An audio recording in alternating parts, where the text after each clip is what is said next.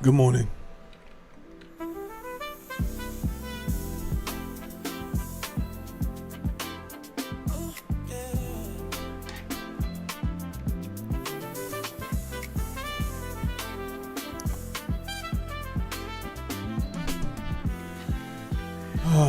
Let me make sure my mic. Let me see. Everything is good. Alright, mic levels are good. Shout out to Uncle Andy. I gotta call Uncle Andy today. He's checking in when he can. Life happens, you understand? We know he had a sick uncle, and he was stepping up to take care of his uncle.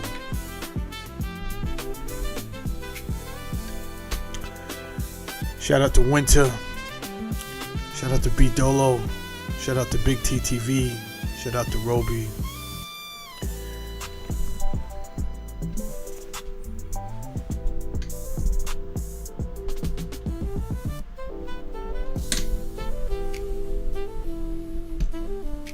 Shout out to Santiago. Shout out to Kush. Shout out to Pretty Divine.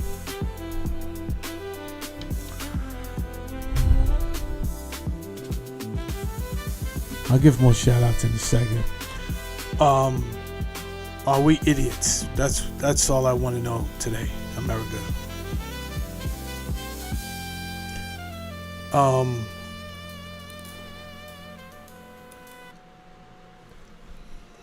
I sat down and I tried to watch this State of the Union.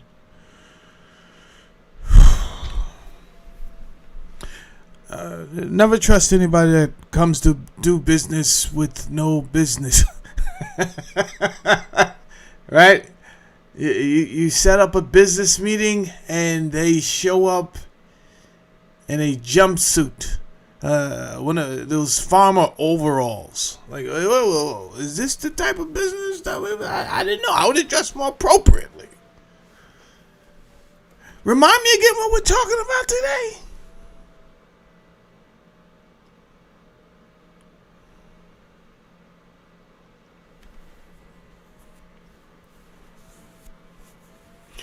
America, and this is getting old. One second, let me put this over here. This is getting old. They use the spirit of patriotism to cajole you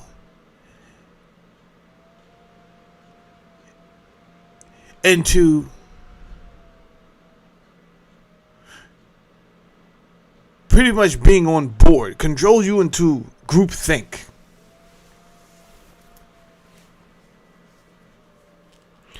I know you recognize it, but a lot of times you don't know how to articulate it, or sometimes you recognize something's funny going on here. I feel like I'm being manipulated, but I don't know exactly how.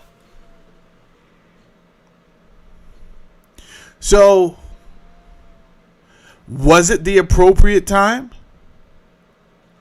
to give out all these awards? Was it the appropriate time to give, I don't even know if we could call these accolades, to women who are working 2 jobs and have to collect tips? You brought her to Washington for that.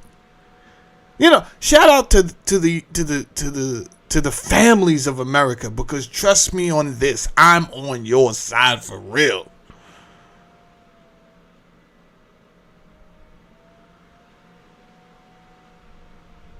And I'm not downplaying whatever you're going through as a wife and a mother to have to work 2 jobs. But unlike what happened last night, I got receipts today. I'm just waiting for enough people to get in here. I have numbers. I have actual quantitative data. I cannot trust someone who comes to a business meeting with no business. Are we not here to discuss?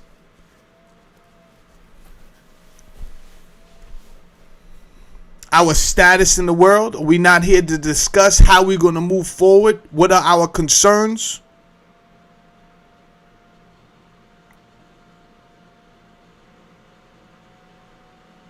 Then how dare you show up intentionally unprepared, thinking that mere rhetoric was going to suffice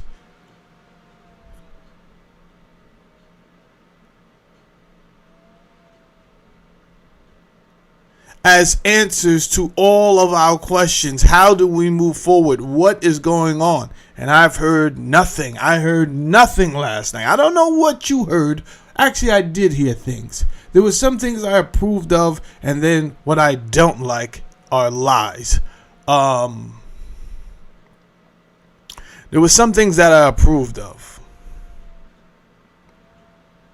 A collage of foolishness, Kathy. That's what it was. A collage of foolishness. And it was a waste of everyone's time. Everyone could have went to bed. Everyone could have watched their favorite show. Because nothing changed. However, let me give it to you like this. Let's start off like this. Let's start off. I'm going to give you data. Everybody's waiting for data. Let's go. Layoffs 2025 to 2026. Employers announced over 1.2 million job cuts in 2025 across the U.S. economy, the highest level since 2020. You want data? I'll come with data today, and I'll come with more than that. Hit the like button, do subscribe to the channel, because I'm going to break down something for you that they're not going to do.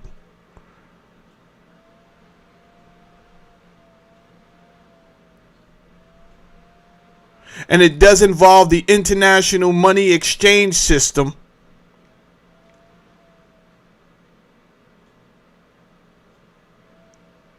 And how it affects you.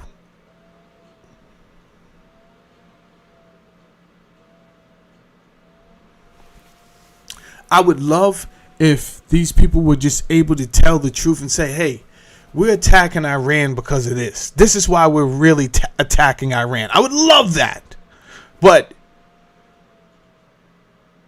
I would never fool myself into thinking I would get a direct answer when I know the knowledge a lot of times. I'm just waiting to see if you're going to give me tell me the truth. And then you don't. And then you got it was like Kathy said, a collage of foolishness. How long can I sit here and listen to jibber jabber? You want data? United Parcel Service, you may know them as UPS, announced cuts of around 20,000 jobs in 2025 as part of a cost-saving and operational changes. Let me tell you about those operational changes. They may have something to do with a little thing called automation. See, you're using AI synonymously with automation, and that is a big mistake. You have to understand the big threat before AI was automation. That was already a threat that they kept quiet. We're not done. Verizon reportedly planned to lay off around 15,000 employees under a workforce reorganization. They can come up with all of these fancy jargon words and these hot keywords and this jibber jabber. But at the end of the day, automation combined with robots, combined with AI, is a job killer. We're not done. Amazon announced large layoffs totaling about 14,000 in late 2025 and later expanded cuts announced in 2026 to around 16,000 jobs. All we just wanted was the truth, bro. We didn't need, that was not the time. To be honest with you, all you really had to do is throw a whole separate function for whoever you wanted to give a purple heart to. Thank you for your service.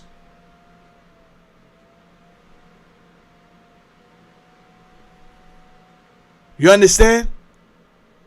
But I'd be daggone if I took the time out my day to meet another individual for something that I thought we was going to handle. And then all of a sudden when I get there, this guy's talking about, oh, I forgot it was my mother's birthday. You mind riding over me? You mind riding with me real quick over her house? Nah, it'll be real fast. It'll be real. We will just knock this out. Of course you think this is untraditional. Hey, bro, we got a business meeting here. What are we doing here? No. This is be real fast. Oy vey. I'll go. But this is very unprofessional and I'm getting ticked off. You go. And all of a sudden you're involved in a grand load of malarkey. How'd we get here? Accenture announced a workforce reduction of roughly 11,000 employees tied to restructuring automation. Let me read that right. Tied to restructuring in automation. No duh. I told you that. How'd you know that, Jamel? Because I worked for one of the top automation places for like 3-4 years as a project manager. And I asked the CEO and I said, yo, you don't think we putting people out of work? He said, no, if anything, this is creating more jobs. They always say that. It is not creating more jobs. I am definitely taking somebody's job by creating this order automaton right now. 1,000% I'm taking somebody's job. That doesn't even make sense mathematically, logically, reasonably, none of it. Because the reason we're doing this is so that another company could save money by axing humans. So how's this creating jobs? We cut 14 jobs so that one guy can oversee 14, 20,000, 50,000 automatons. It's like 10 people. You don't need 10,000. You don't need 10 people, more than 10 people to cover 10,000 automatons. I promise you. 50,000, right? Just break them up. Just break them up. I'm giving you 12,000. You tell 12,000. These are automatons. You got something called alerts that can go off. If any one of these agents are acting funny, I'm going to get an alert. Right? One time I'm at Ruth Chris house. Ruth Chris Steakhouse. So I'm with my cousin. He's a famous music producer for Drake. Lunch is on him. I didn't say I couldn't afford it at the time, but you are a famous music producer and I know you got it, right? So I'm like, yeah, I'll go. I bring my computer, I lay it on the table, I'm doing my thing, enjoying conversation. He said, what's that? What are you doing? I said, I'm at work right now. He said, you're at work right now? I said, yeah, this is what I do. What are you doing? You're looking at it. I just make sure the agents don't bug out. But I don't need to do that. All I need to do is respond. If any of these agents start bugging, I have to respond immediately, figure out the problem, go into the logs, figure it out, boom, boom, boom, boom. Put it back on track. Reboot a box if I need to. Then I have to write a root cause analysis, a RCA. Give that to my boss so that he can give it to the client. Boom. But we here, Square. There ain't gonna be no problems. Usually the problems really occur 2 o'clock in the morning when I'm sound asleep at work. Yeah, you can ask my wife. I Jimmy rigged when they gave me my client, and I don't want to tell you who my client was, but it was a big company, definitely in the top 5. You know the name. So when they gave me the client, this is why all the other people used to be mad at me, because I never used to come to work, and they was trying to figure out who authorized you not to come to work. Me, sucker. That's who. Fuck you mean? I authorized me not to come to work. Why would I work smarter, not harder. And My bosses didn't do anything about it, so they used to get pissed off. Yo, why he get to work from home? I want to work from home. Do you know they never fucking stopped me from working from home? Yeah.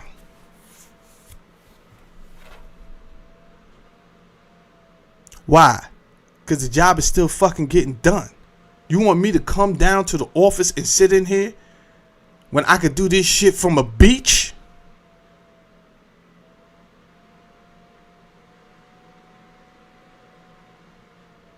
I put these loud alerts, so if any box went down, any automaton started bugging, you would hear it. I would put it on the speakers.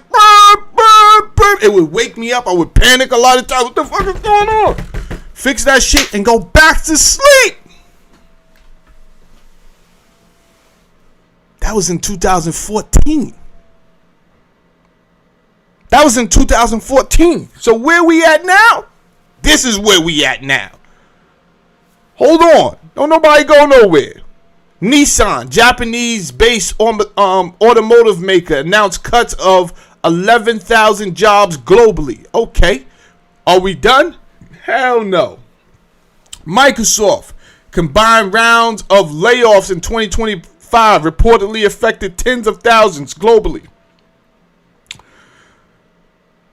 6,000 to 9,000 jobs. Intel, 10,000 jobs. Meta Platforms, 10,000. It don't sound like we going in the right direction. But bigger than all of that, let me tell you something. If it was just that,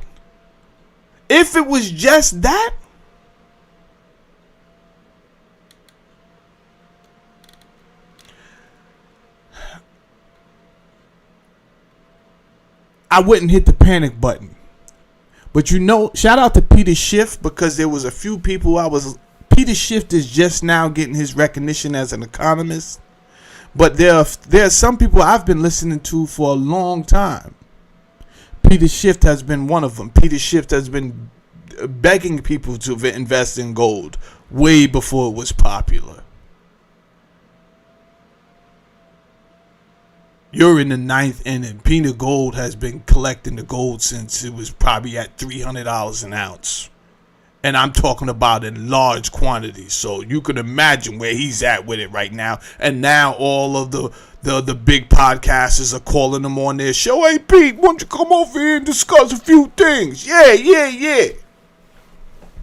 So when I'm telling you something right now, I'm just not talking out my ass, right? Now I want to give you this right here, and I had to shout out Peter Schiff because he was the first one to tell me they're lying to you, Jamel. They're lying. They're not telling you the truth. They do this thing where they announce how many jobs this month, and then the next month they do this thing where they quietly say, "Oh, yeah, we misannounced the jobs." Real quietly, we miscalculated how many jobs we really had. We told you 100,000, but we were off like 90,000 jobs. But in other news, see, when you announced that we created 100,000 jobs, you were loud, you was boisterous. Yo, America's booming. Yo, we created 100,000 jobs this month. And then when you did the correction, you was quiet as a mouse pissing on cotton. Now, they didn't give you numbers last night. So you watching me today, so all I'm asking is you hit the like button, you subscribe to the channel, because by the end of this show, I want to be at 6,500. Right? When I started this show, I was at 6,480 subscribers. There's no way in the world with what we're talking about today, I don't go to 500. And there's no way in the world you allow that to happen. So let's go. Let's start this. The U.S. Bureau of Labor Statistics, the BLS, announced a major download revision to its jobs data, showing that the economy had created about 818 fewer jobs in the year leading up to March 2024 than initially estimated. So what are you talking about?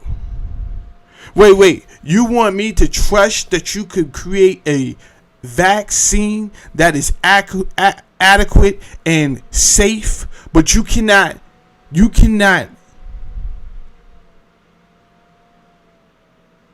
sum and accumulate numbers correctly? I mean, we have Wait, what type of software y'all working with over there? Do y'all have Excel? Do you have a legal Microsoft, a license account? Because I know a guy that knows a guy. You understand? Who's working procurement? Let me talk to him for 5 minutes. I got this. Fuck are you doing? You over there counting beads like an Ashkenazi? Is that what you're doing? This is not the time for the nonsense. No, we got this, Jamel. We got this. We've been doing this, we've been doing this for thousands of years. Please, let me think. Huh?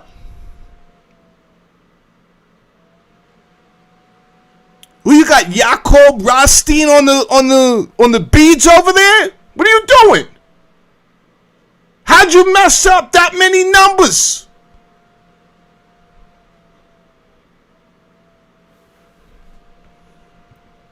Showing that the economy had created about 818,000 fewer jobs in the year leading up to March 2024 than initially estimated on August 21st, 2024. That revision was part of the agency's regular annual process of updating estimates when complete data becomes available. Okay, cool. More recently, in September 2025,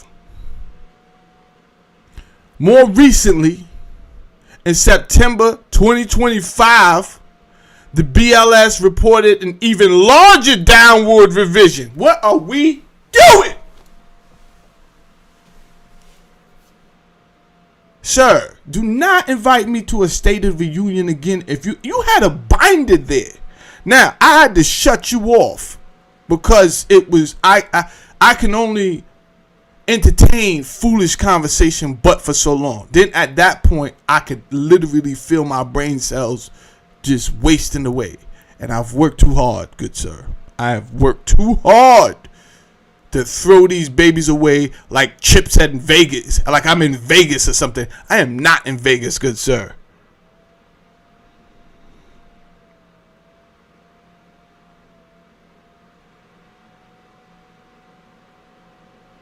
Now, you got up there, you said a lot of things. Some of them were true. You did protect the commercial workers, the commercial vehicle workers. I am a commercial vehicle worker. So I am appreciative of that effort that you put in there. I am. But this is bigger than Nino Brown. It is bigger than me alone. And I should not have to choose between me or my neighbor. It should be me and my neighbor.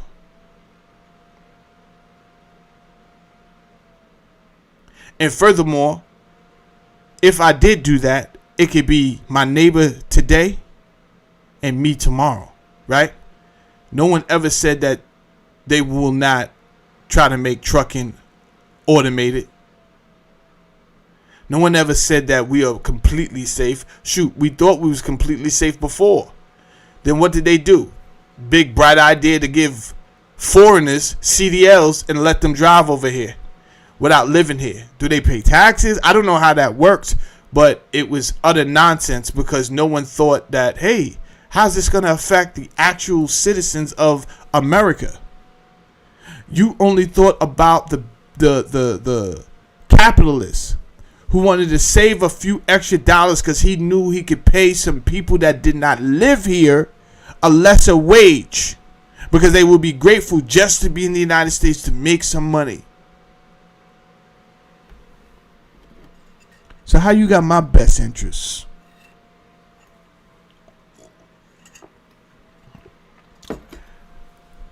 That's not a rhetorical question. You can speak up. Let me hear you. How do you have my best interest? The answer is you don't. I'm not waiting for your answer. Now, let me give these people these statistics, the real numbers, quantitative data, which I thought you were coming to the State of the Union to give. I thought you was at least competent. I know you are a character, and guess what? I appreciate the human side of you sometimes. I do. Right? The funny faces. I get that's good for a grandpa. You know what I'm saying? When you come over your grandpa's house and he has his friends over there and you're making fucking jokes and your wife's making cocktails and the fucking kid is doing some silly shit in the living room. Yeah, that's fun then. Right? But we got to get down to the brass of it, because there's things it doesn't feel so fun, bro. Not for everybody. And let me tell you something. It may feel all right to me right now. Why? I got a little piece of something. But let me tell you how it hurts me. If I got a little piece of something, and then the guys next to me don't have a little piece of something, now I have to put fucking ring cameras all over the neighborhood, because as soon as I go to work, they'll break in my goddamn house to see what type of turkey bacon I don't want anybody touching my turkey bacon. That's for me. Just grimy paws on my turkey bacon. So what we have to do is figure out how all Americans, not just me, are good. Because if all Americans are not good and I'm just good, then I'm not good, unless you plan on moving me and my family to another area.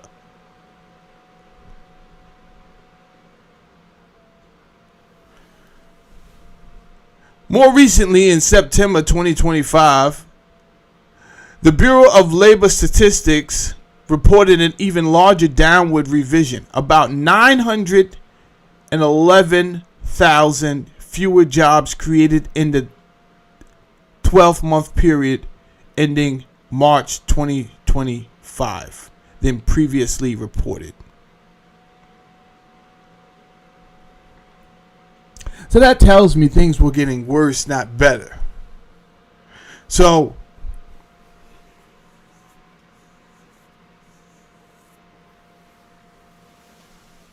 we're talking about 1 million jobs, if not more, that either did not exist, which is my best bet, because I don't know how you're just making these numbers up. Here's another little trick Peter Schiff told me to look at. He said, oh, Jamel, when they're telling you they're creating these jobs, you have to look if they're private sector jobs or if they're government jobs.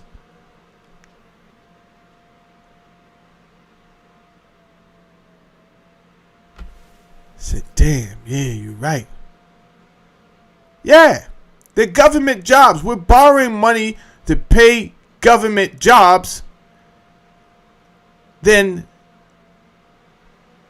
that's not inducing new money into the economy. You understand? That is just using the money that we borrowed to pay for newer jobs. Say, damn, that's cold-blooded. I never thought of it like that, Pete. Yeah, they keep creating these government jobs, and then they're reporting it as, hey, we created 100,000 new jobs this month. Really?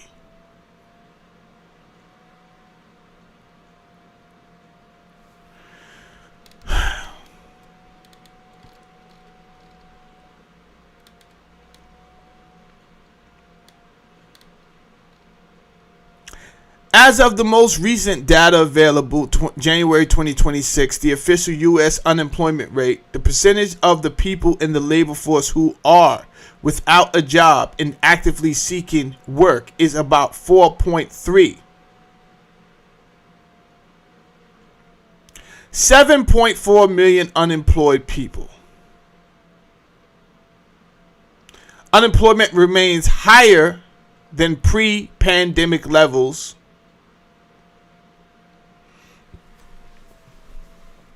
Bro, we just needed the truth. Stop acting like people can't handle the truth and that you're going to be blamed for everything, right? Because I cannot blame you for everything that is going on. I can blame you for getting in front of a microphone and blatantly lying. I can blame you for that. But if you told me, listen, here's the skinny of it. We not great, but I got a plan. Everyone is listening. That's cool. We didn't ask you to be Merlin the magician, bro.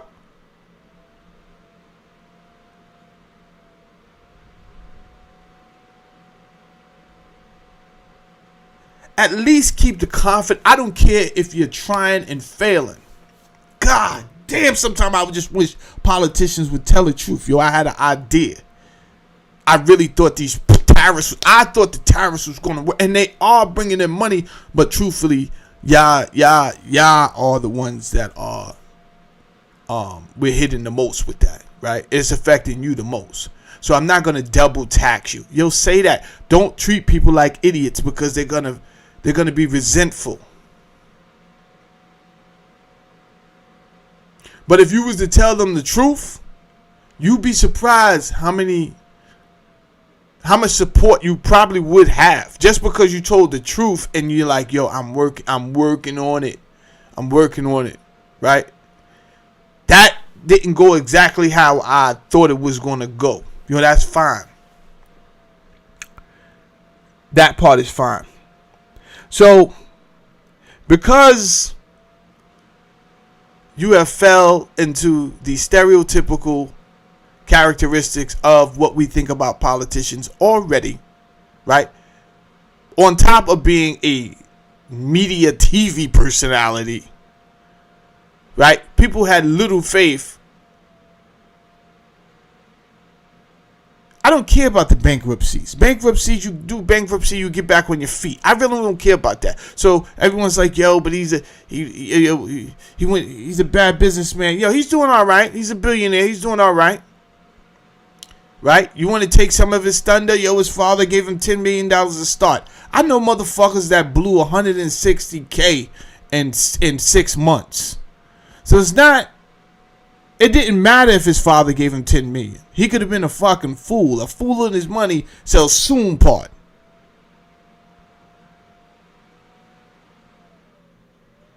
But I'm not going to write him off as a complete idiot.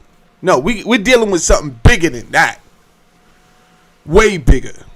So let's stop acting like he doesn't know anything. He knows something. He's not a truthful person. Let's start there.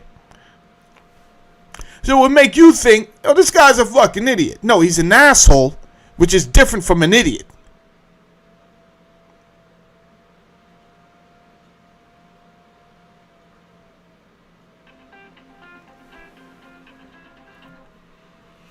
He knows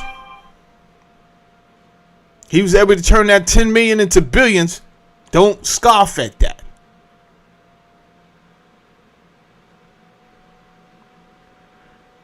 He was able to earn all that money and pay $800 in taxes.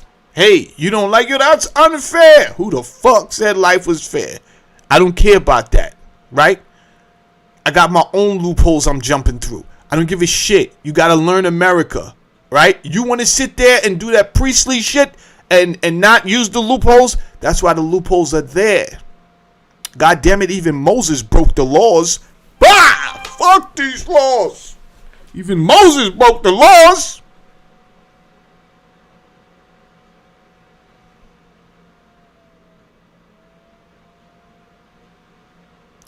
When in Rome, you got to figure this shit out. Don't be hating on the player. Hate the game.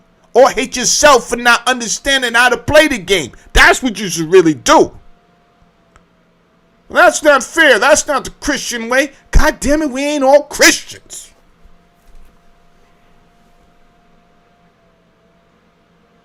Huh? You want me to sit here and tell you some Pope Francis shit? Oh, bless you, my son. Thank you for doing things the right way and getting the eggplant stuck in you at the end. Because that's all that's going to happen, right? So you got to wisen up. And if they left a loophole for you to do it and he figured it out, he figured it out. I don't think he got those felonies for figuring out those loopholes. They gave him that because they couldn't catch him on nothing else. He was fucking around with some workers, some girl workers, huh? That's none of my business. That's for Ivanka to figure out, huh? She was looking nice last night. That's for her to figure out.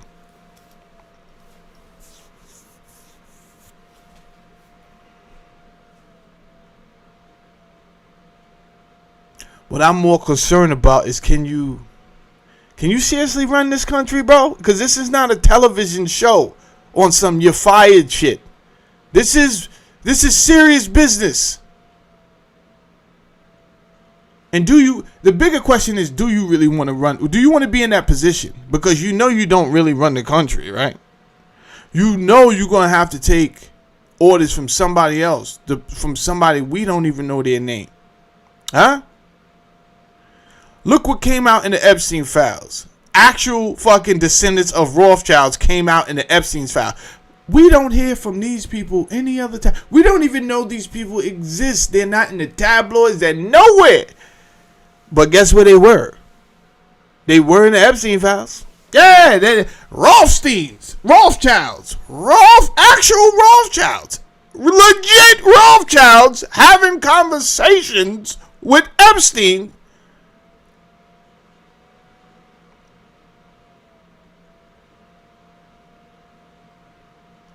That's a powerful guy. That is a powerful guy. And a powerful guy like that does not hang himself in a bullshit jail like Rikers Island. It would never happen. It would never fucking happen.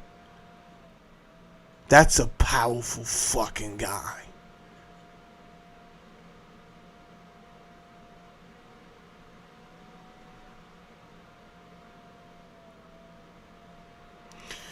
Now,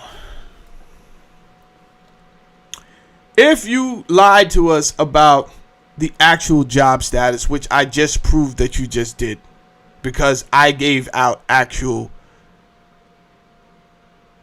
quantitative data, and the job status, and it's going to get worse because Sam Altman has already put a project in place where he tested universal basic income, and he spent like 13 million of his own money. Sam Altman spent like his own money to test this out. These people don't do things like that unless they know something's coming down the road and this is going to be implemented, and he wanted his WorldCoin to be part of the identification authentication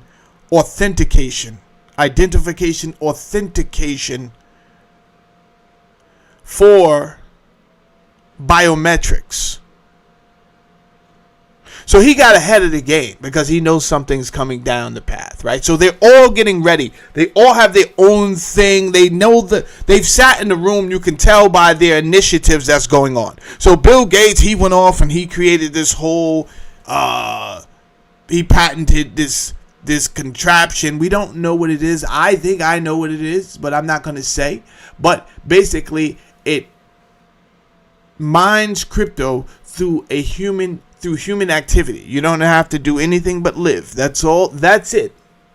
It's nothing more than you need to do. Just breathe, and you don't have to put on a contraption like Elon Musk device. None of this. No. Just go about your business. Think about the technology that's coming down the pipeline for these people to have this type of assurance. So I keep telling you to hit my subscribe button, because I'm going to remind you for the next 4 years until the date of 2030, which is the actual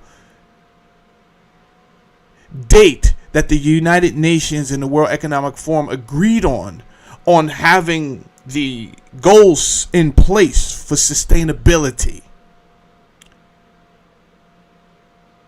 Now, every now and then, YouTube may try to slow me down, but I figure it out and I'm back, baby. All I need you to do is hit the like button and the subscribe button, because today I need to be at 6,500 subscribers. Today, we need that. Don't be a hater. First of all, you're not going to stop me. Second of all, you need to hear my side of things that's going on to give you a better perspective of what's going on. And the likes of me. You understand? Shout out Peter Schiff. Shout out Sabby Sab. Do remember Jimmy Dore. Shout out Jimmy Dore. My honey bun, Kim Iverson.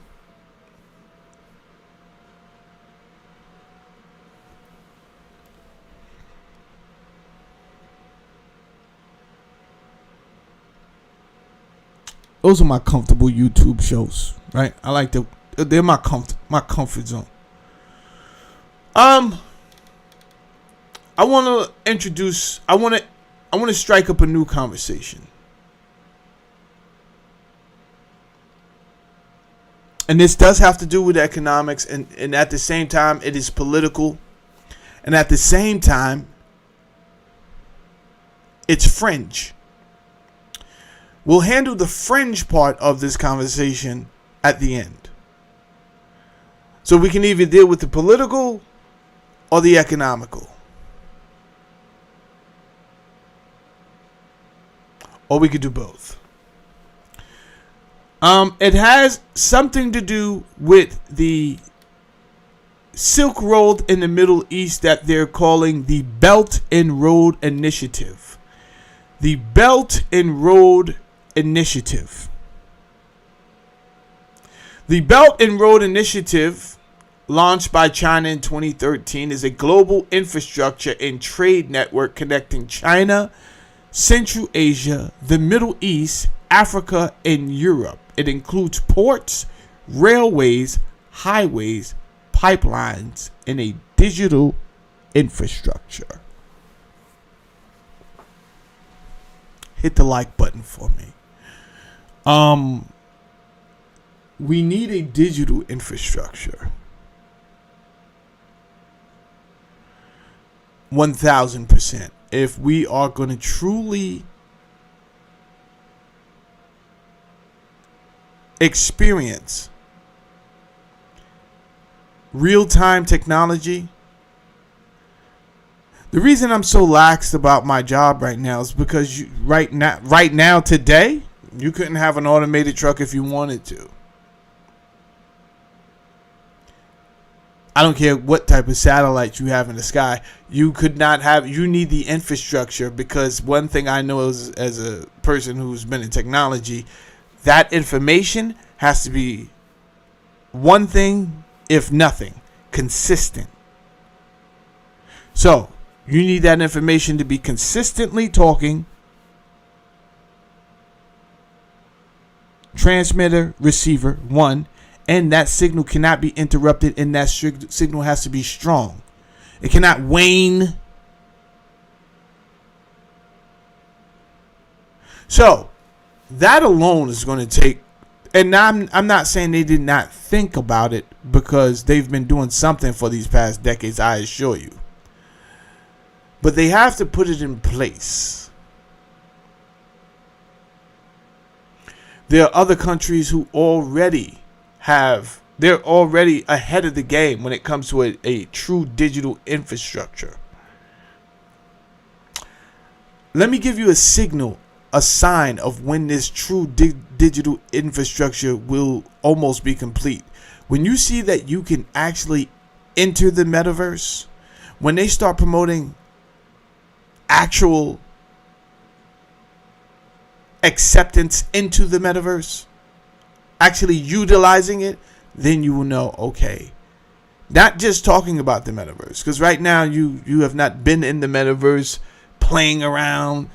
Why haven't you done that? You have not done that because, again, it has to be consistent. It has to, and it has to be real time. It cannot. Can you imagine you're in your freaking VR world, and then it just crashes and starts glitching?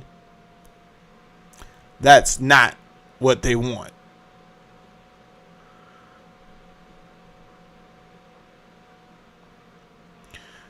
So remember that I said, once Meta starts announcing, hey, you guys can start signing up, it's party time. It's definitely party time in the United States. They got it. The infrastructure's up. And at that point, drivers, even if you're a truck driver, you could be in the next 3 years. Right? Because at that point, they will start putting in the figuring out the logistics of the systems that will have fewer deaths until there are no deaths until this thing is operational. But let's get back to the politics of this Silk Road. Because we're talking about geopolitics if we're talking about nothing else. And Iran seems to be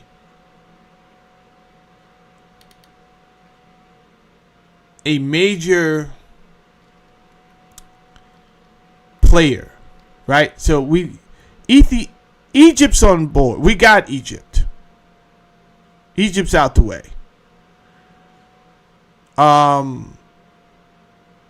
The United States does not want that.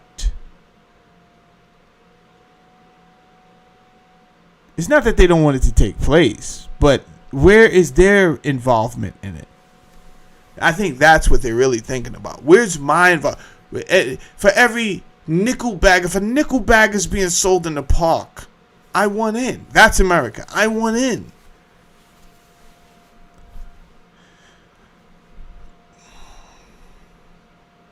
It's hard to act like a big shot to somebody you owe money to. China brought up most of your debt when you were selling off these treasury bonds, and then you thought you was doing something big. Oh, we making money. They brought your debt. You owed them. What are you talking about? And they have a serious plan for their country. For their country, just like India had a serious plan, and they say, yo, we're going to become the best in IT and healthcare in 10 years. And they did it. China said, yo, let's manufacture everything. Let's produce everything. There's nothing that be made that we can't make. And they did it.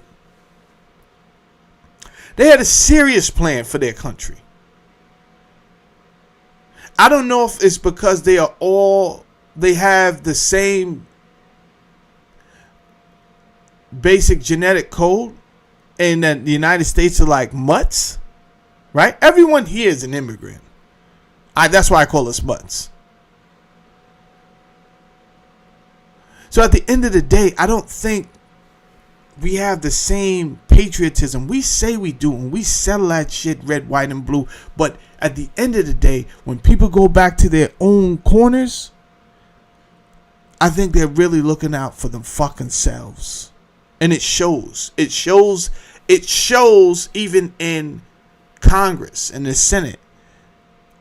Because if America was really number one, like you say it's number one, then why would so many politicians have dual citizenship to another country? Have you ever heard of any absurdity? That is fucking absurd that we would normalize our senators and congressmen, the people who make our fucking laws, and you're telling me, well, yeah, I am a citizen somewhere else too.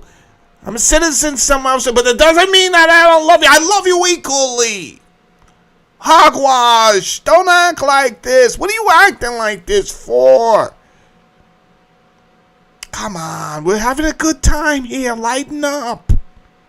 What? What are you talking about?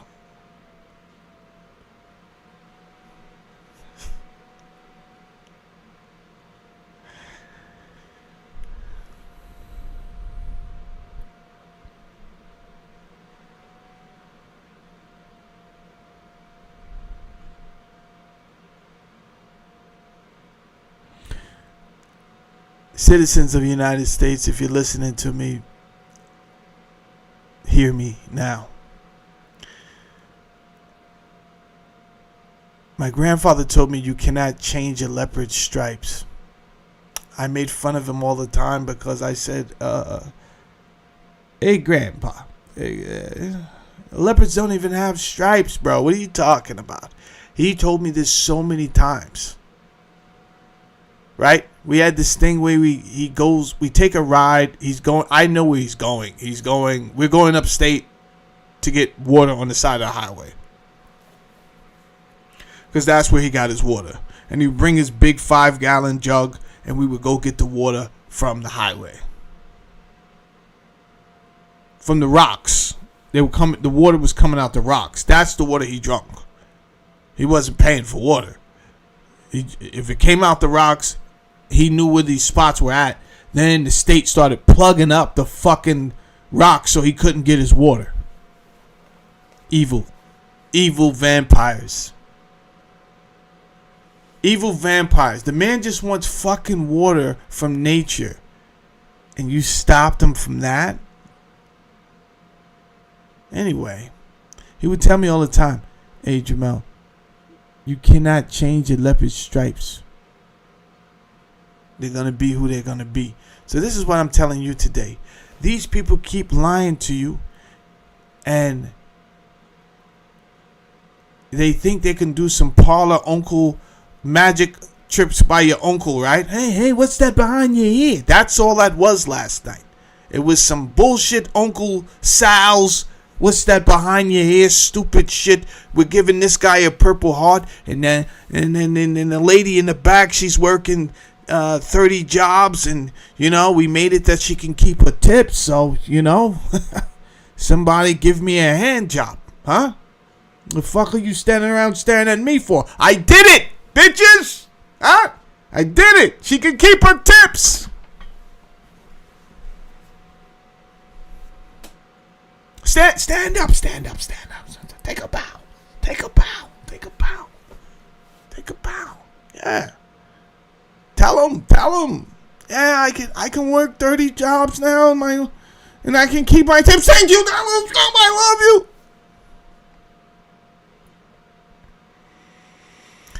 The point is this: they're not gonna tell you. They're not gonna just start telling you the fucking truth, and it's high time you wake up and realize, because again, if you don't,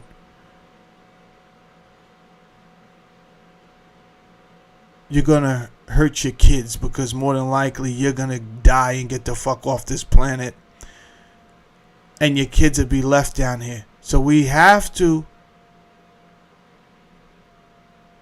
definitely keep these conversations going, start mobilizing locally, but the first thing is knowledge yourself and recognizing then they're not going to start telling us the truth. Now, I bring up the truth because we now know they didn't tell us the truth about the pandemic in 2020. We now know that. It's out there. We know the truth about Dr. Fauci's part. We can conclude, because of his blind loyalty to the WHO, right? We could just start putting things together. He was very loyal to the WHO. We now understand that over 50% of the donations to the WHO came from Bill Gates. We now know these things. We have to use the information to come to just some reasonable idea of what's going on. So if the highest paid federal worker in the land at the time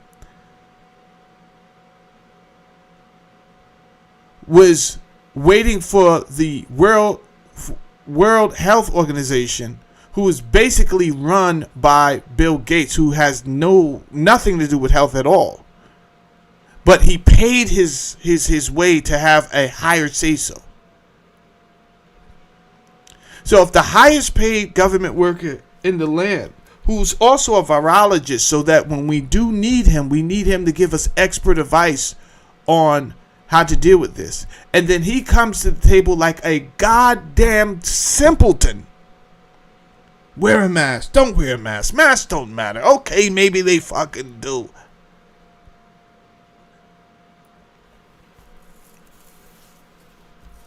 Senator, when you question me, you question science. What?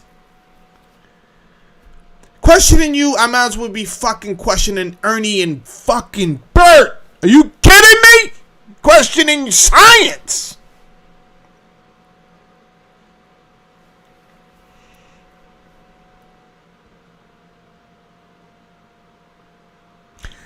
Now, as if it ended there, we now know that William Gates was in some type of conversation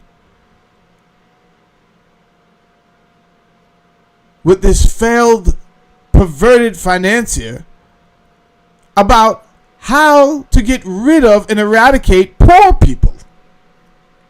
Then some other schmuck enters the conversation and said, I got a few ideas. Really? Do you now?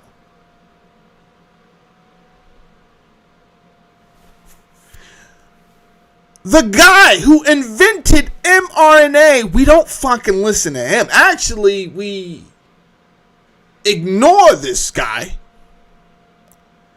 and try to shame him into going off into some dark corner. He doesn't. Tough Lyran from the old fucking old days, huh? Peter McCullough, he's out here fighting like this. Yeah, that's Pete. None of that new age shit. Oh, put him up. You fucking punk. I'll punch your lights out. That's Peter McCullough. Never goes down.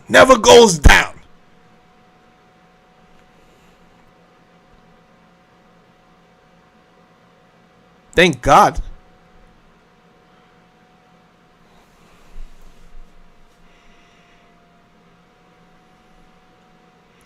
So, what do we got? Not only was the fucking pandemic a plandemic, as the information has come out. Huh? Jordan Maxwell, you did a great job. Nothing else needs to be said. Who else? Ron DeSantis. Nothing else needs to be said. We're smart. Huh? Not like dumb, huh?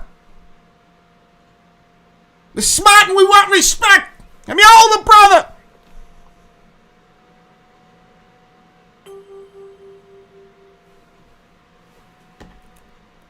This fucking shit is listening to me?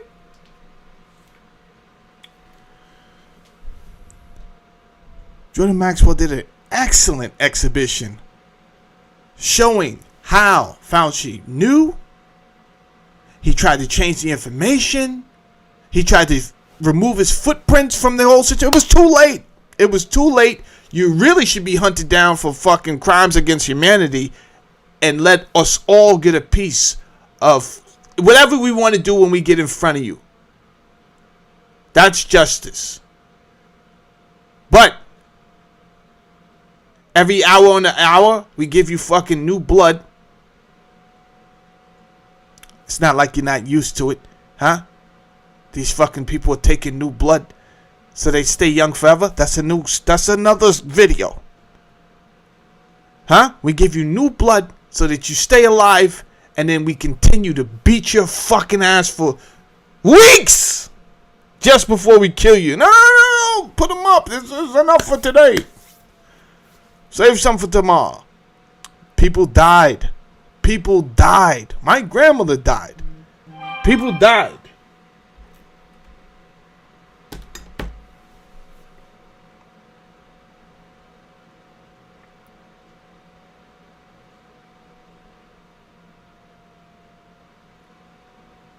So what do we got? We got you planning the pandemic. We got a bullshit vaccine that obviously hurts people, right? So create the problem, then provide the solution to the problem. We get it. We're not stupid. You tried. You failed. But you also did something. Now, my point in bringing this up is because what I'm about to say, there's going to be a lot of cognitive dissonance for plenty of reasons. One, people are racist. People are fucking racist, right? Especially the white people. They tolerate darkies, call us moolies, N-word with the hard ER, whatever. We're fucking used to it. We pay you no money. Fuck out of here, right? We don't care anymore. I don't care. You say that shit to my face, I'll punch your fucking teeth in, right? But you're not going to say it to my face. You're going to do it somewhere else, and that's fucking fine. Because I believe in freedom of speech. So you're allowed to say that, and I can, if I want to say something negative to you, I'll say it. But I don't entertain myself with your fucking low-level bullshit. But I know people are racist. And when it comes to these, they like to call them sand niggas over here. I don't like to call them that. I don't use these type of things. When I'm trolling people and stuff. But they don't really like you Middle Easterners either. Huh? They can deal with the moolies. But you, believe it or not, they have more disdain for you. Somehow. Right? They kind of got used to the antics of the black man in this nation. But when it comes to a patriot, a white patriot, Caucasian patriot of the United States, his ideology is connected to the actual government's view of you. Now, I'm about to start talking about Iranians. However, I have to explain this because what has happened is propaganda has already hit. So no matter what you say, Middle Easterner, you can say all that shit you want. Yo, it is not me. It is not me. I did not do this. It is your country. Nobody's fucking listening. Nobody cares, bro. You are the one they told us are the enemy. But Jamal, this makes no sense. It doesn't have to fucking make sense, right? The Twin Towers fell. They told us Osama bin Laden did it. They shut down the world. Who was the first family that they flown out of here? The fucking bin Ladens. Right? They rile everybody up. Yo, we won't stand for this. How dare you come to the United States and knock out our two front teeth? Everybody starts lining up for war. We're not gonna take it. No, we ain't gonna take it. Young boys fresh out of high school. Fuck these sand niggas. People beating up Arabic people on the streets in Long Island. Shit got crazy. All of that for us to go in the opposite fucking direction and end up in Iraq. What are you talking about? We ended up in Iraq. The only thing we did in Afghanistan is plant and create fucking heroin. $40 million a week we was giving to the Afghans to keep the poppy plants going.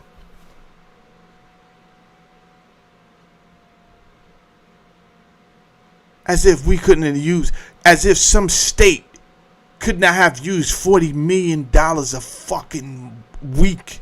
Are you kidding me? With Skid Row looking the way it did? And Kensington looking the way it did in Philly? You shitting me?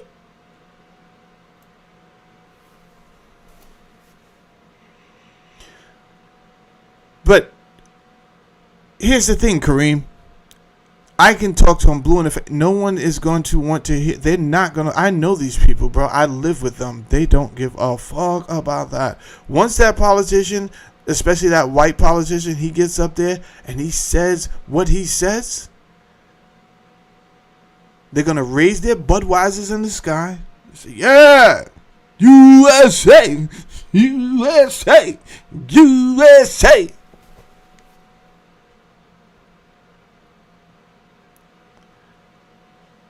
So it doesn't matter what you say. You are the enemy, Kareem.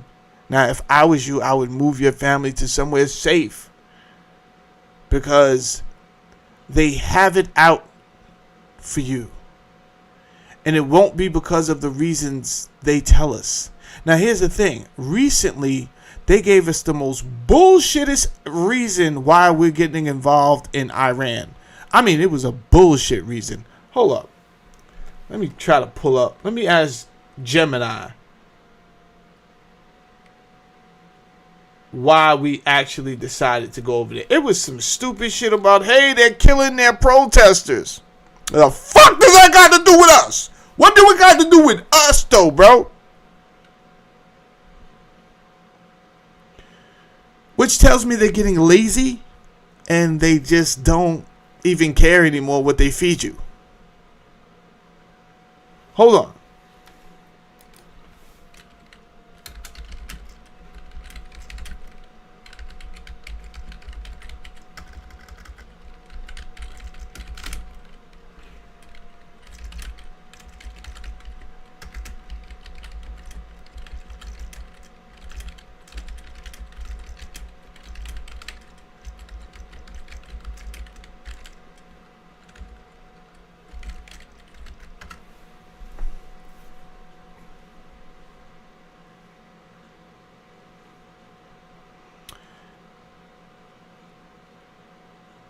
The United States has moved military forces in the Middle East and is prepared for potential military action involved in Iran in 2026.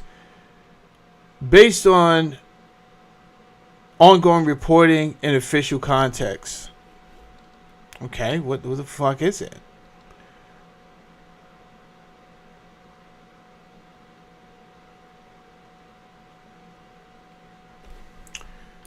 Giving me some military nonsense that I didn't ask about. Hold on one second.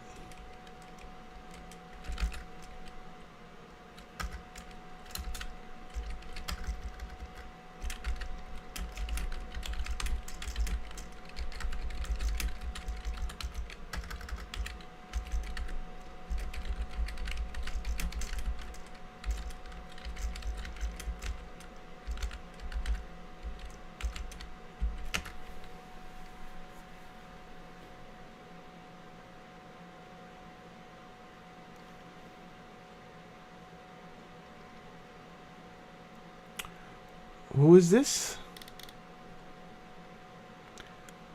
Oh, they were protesting over Masa Amani? Her death sparked a nationwide demonstrations under the slogan Women, Life, Freedom. Jesus. That sounds like our doing.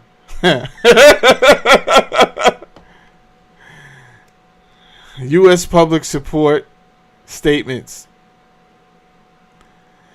President condemned Iran's crackdown on protesters. Bro, are we fucking insane? You have your own initiative. And let me be clear when I say this. I'm not against ICE, right? Because if ICE was under my authority, no one would get shot in the fucking face. I swear to you, right? If ICE was under my authority, kids would not be separated from their parents unnecessarily. How the fuck do you do that? Jackasses. Right? Why do we think we're number one if we can't do things sufficiently, efficiently, and adequately? If I say defund the police, does that mean I don't want a fucking police officer out there? No. What that means is you don't need an M16. You don't need an M16, officer. I never said I didn't appreciate you doing your job. I never said I didn't need a police officer. I never said that, right? Your fucking department just brought a tank. The fuck do you need a tank and M16s for? No. And then at this, while simultaneously, there's another agenda saying, the civilians don't need automatic weapons. The fuck if I don't need an automatic weapon? The fuck if I don't? And that's why I go to gun shows, bitch.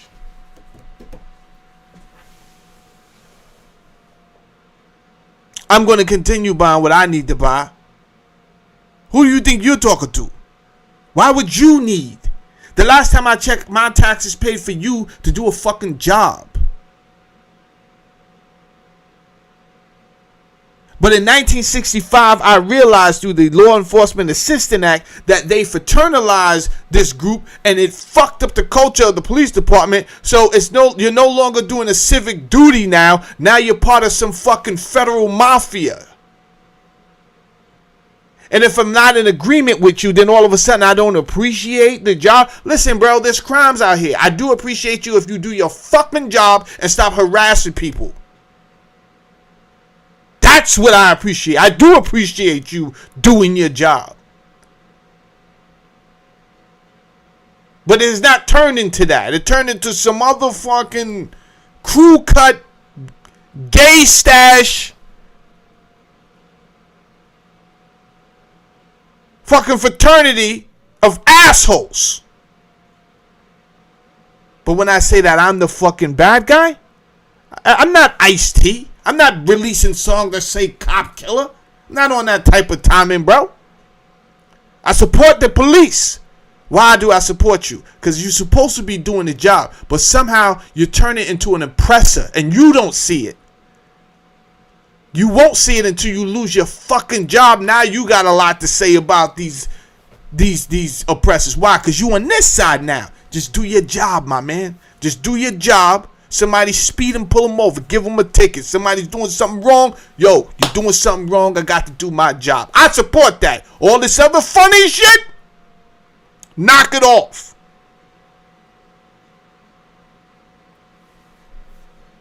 Now, United States, you have the audacity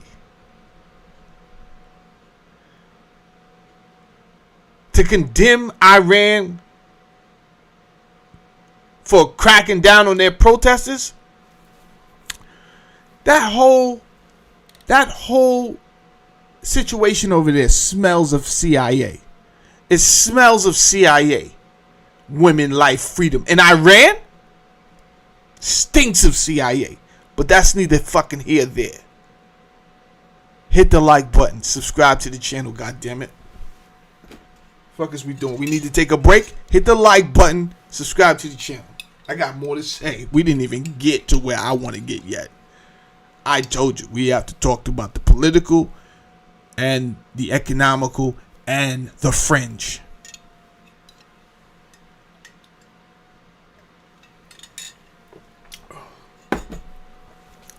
Hit the like button. Do subscribe to the channel. When I get off of this live today, I need to have 6,500 and such followers. That's only 20. That's only 20. I know what I'm coming to the table with. I'm coming to the table with more than your president came last night. At least I gave you quantitative data. He didn't give you he gave you bullshit last night. We're doing very well. Very well. We're the best in the nation. Very well.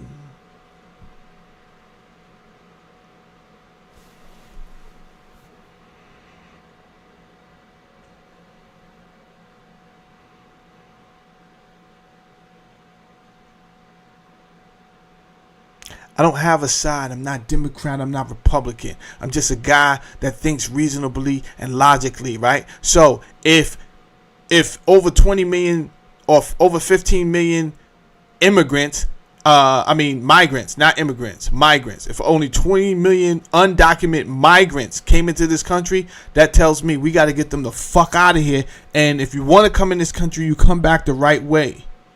If we can afford to let you in, there has to be a balance of the population and all these other things that will be considered, your background, all of this. So what you did, I cannot let fly. This has nothing to do with, but the humanity of it. The humanity, I have to look out for my fucking family first, stupid. So all you stupid Americans who talking that stupid shit, let me come into your house and just kick up my fucking feet on your couch. Slap your wife's ass, huh? Or maybe it is the wife I'm talking to. Slap your ass, tell you to go make me a sandwich, huh? You want to talk that humanitarian shit? Go in there and make me I'm not your wife. Listen, go make me a fucking sandwich with the lip already. And your husband says, honey, do what he says. Let's just get this over with.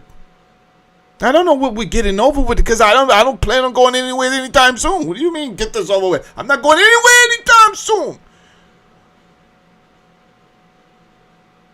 Then you say, then I have to call the police, sir. Then your neighbors come out and say, well, yo, Charlie, what the fuck? Are you calling the police on him? Mike, mind your business. He came in my house. He slapped Diane's ass. Mike, he slapped her ass and she's making a sandwich right now. I don't know, man. I mean, think about the humanity of it. The fuck are you guys talking about? They have to leave the country. They have to leave the country. I don't care. No, he's a really good guy. That's neither here nor there. If I let in every guy that says they're a really good guy, that's neither here nor there. Pedro has to go. If he's really a really good guy, he'll come back, no problems, and then he can continue to cut my grass at the same fucking price.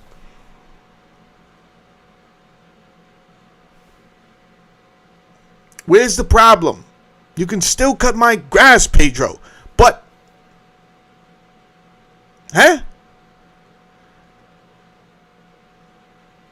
you are undocumented. I need you to fuck out of here. Hand to God, there's a white kid across the street, Mike. He's in high school. He likes to cut my grass. Right? I pay a little bit more, but so what? He's an American citizen. Get the fuck out of here.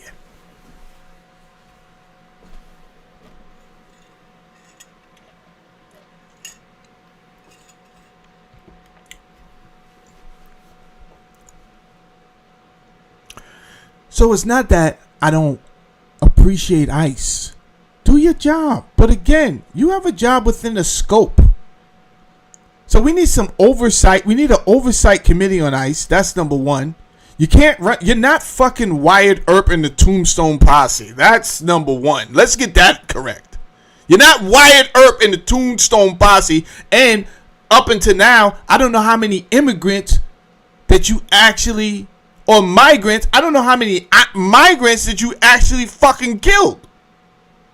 But so far, we are 2-0 for killing U.S. citizens. The fuck are you doing?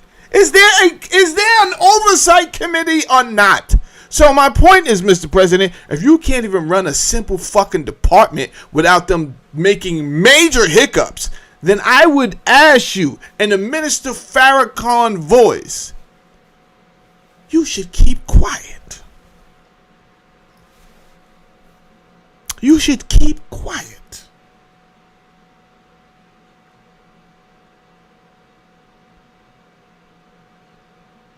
You condemning Iran's crackdown on protesters. Some shit that you probably started. This would not be your first time.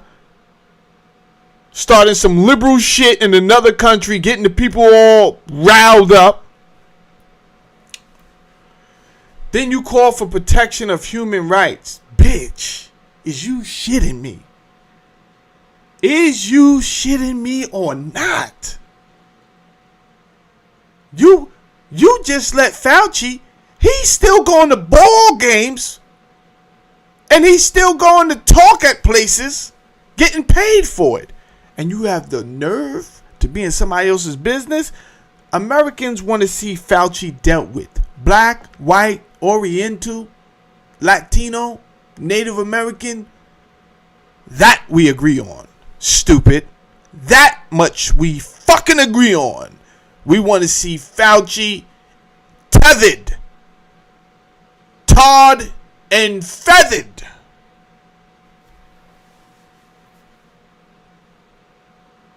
And we voice support for women and civil liberties. Now all of a sudden we believe in women. I thought we was all androgynous a second ago. I thought, listen, we asked our top scientists in the world.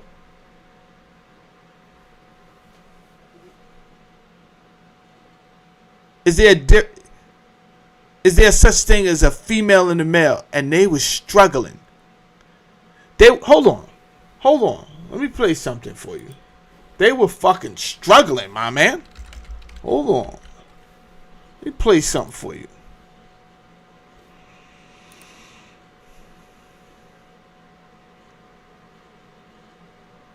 Who's that guy? Neil Tyson deGrasse? Oh, he was the worst, huh? He couldn't answer a simple question. But I got one better.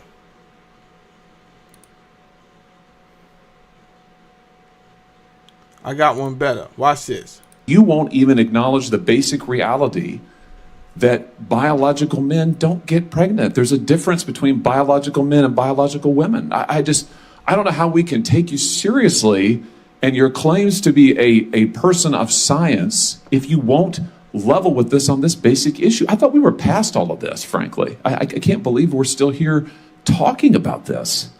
I am a person of science, and I'm also someone here who's here to represent the complex experiences of my patients, and I don't think polarized language or questions serve that goal. I don't think they serve the American people. It is not polarizing to say that there is a scientific difference between men and women, and I want this to be clear and for the record. It is not polarizing to say that women are a biological reality and should be treated and protected as such. That is not polarizing, that is truth. It is also, by the way, the United States Constitution, which offers unique protections to women in a variety of circumstances as women. And your refusal to recognize women as women and men as men is deeply corrosive to science, to public trust, and yes, to constitutional protections for women as women.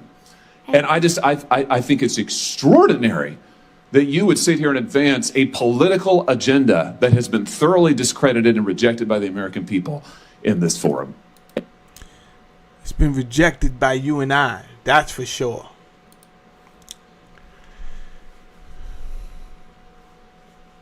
So he said some things right last night.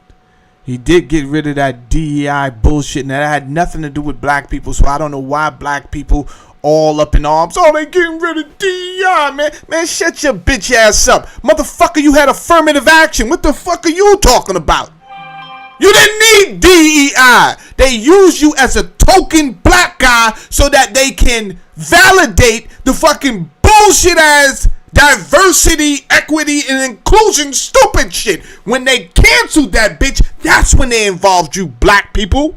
They didn't involve you in that before. They involved you once it was being canceled. Before that, it was all about gays and transgenders.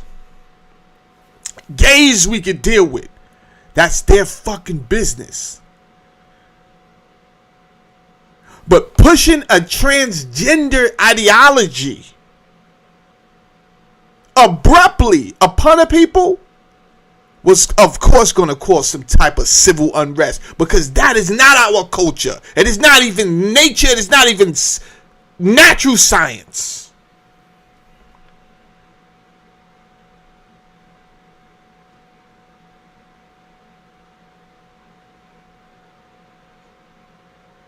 No, what you was pushing was a reptilian androgynous culture. Because you feel like you guys are getting to the finish line now, and now you're starting to expose your reptilian ways more and more, right? Whether we're talking about the adrenochrome, whether we're talking about the feasting and the eating of the flesh of human beings, it's all coming out now. We don't seem so fucking crazy now, do we? A second ago you said we was conspiracy theorists, huh? Why am I a conspiracy theorist? Your own Bible says that there's reptilians that walk and talk. Your Bible said that. Your Bible said that Eve was talking to a fucking talking serpent. But when I say it, I got to be classified as a conspiracy theorist? Yeah, alright. But we ain't get to the fringe part yet. Let's not get there yet. The fringe part runs people off. I don't want to hear this. I don't want to hear this. Let's stay with what their mental faculties can handle before the, you know. I know who I'm talking to. They get rattled easy. Oh, no, please. Let's where's your cat videos? Please. You have any cat memes over here?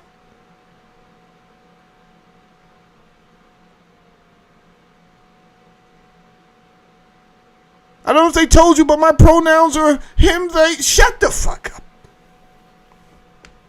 Shut up. You're good. You're good. You don't have to run down your pronouns and all this silly shit. And hold on. Can I tell you how that conversation started? This is how that conversation started. Do you think that men can get pregnant? I hesitated there because I wasn't sure where the conversation was going or what the goal was. I mean, I do take care of patients with different identities. I take care of many women. I take care of people with different identities. And so that's where I paused. I think... Classic Kamala Harris word linguistics. Huh? She went to the school of Kamala Harrisism. Yeah.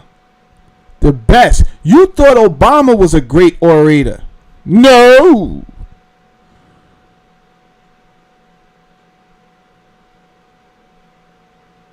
He's like linear when it comes to this shit. Kamala Harris has the ability to talk utter fucking pristine nonsense. Pristine. Donald Trump has nothing on Kamala Harris. And yet, I seen her talk the King's English as soon as she lost the election. And I'm talking about very legible and very comprehensible. And I said, damn, you knew how to talk the entire time? And yet, you're spewing out silly shit like Dr. Verma here. Yeah, I wasn't sure where you were going with that. Well, the goal is just the truth. So can men get pregnant? Again, the reason I paused there is I'm not really sure what the goal of the question is. The goal is just to establish a biological reality. You just said a moment ago that science and evidence should control, not politics. So let's just test that proposition. Can men get pregnant? I take care of people with many identities, but can men get pregnant? I take care of many women that can get pregnant. I do take care of people that don't identify as women. That can men get pregnant? Again, as I'm saying, let me just remind you what you testified to a moment ago. Science and evidence should control, not politics. So can men get pregnant? You're a doctor, I think. Science and evidence should guide medicine. Do science and evidence tell us that men can get pregnant? Biological men, can they get pregnant? I also think yes/no questions like this are a political tool. And no, yes/no questions are about the truth, doctor. Let's not make a mockery of this proceeding. This is about science and evidence, and I'm asking you. You know, the United States Supreme Court just heard arguments yesterday at great length on this question. This is not a hypothetical question. This is not theoretical. It affects real people in their real lives. And you're here as an expert, called by the other side as an expert. And you've been telling us that you follow, right, you're a doctor. And you follow the science and the evidence. So I just want to know, based on the science, Can men get pregnant? As That's a yes or no question. It really is, I think. I think you're trying to reduce the complexity of a lot. I'm not. I'm trying to get, it's not complex. I'm trying to get to an answer, and I'm trying to test, frankly, your veracity Right. as a medical professional and as a scientist. Can men get pregnant? I think you're also conflating This is male extraordinary. female with. No, I'm not conflating male and female. They're two different things. There's biological men and there's biological women. And I want to know, can men get pregnant? What you were talking about is biological. You're not going to answer my question, it sounds like to me. Biological males. This isn't hard, doctor. Can men get pregnant? Yes or no? Again, I would be more than happy to have a conversation with you that is not coming from a place of trying to be polarized and push. I'm not trying to be polarizing. I'm trying to ask. I think it is extraordinary that we are here in a hearing about science and about women. And for the record, it's women who get pregnant, not men. Thank you. It also. We are here. Thank you. So, when you said you were going to drain the swamp, Donald Trump, trust and believe. I gave you my vote because I thought we were on the same page. Because that's the type of stupid shit I had to deal with for the previous 4 years. And I said, nah, we can't do this. You're not going to send these type of animals into my fucking school and talk to the children and then separate the parents from the children and tell the children, listen, don't worry about your parents. If you feel confused, I can help you. If you want to become a boy when you're a girl, or if you want to become a girl when you're a boy, I can help you. I can give you meds that can make this happen. You are an evil scientist. I know this. Donald Trump said he was going to drain the swamp. But as Catherine Austin Fitts has stated, maybe they have a control file on him. Mark Epstein said there's a picture of Donald Trump giving Bill Clinton a blowjob. Who the fuck wants that out? I've been trying to figure, why did Les Wegner give Epstein all of his money? Well, maybe Epstein let you plow him in the ass and recorded the whole thing.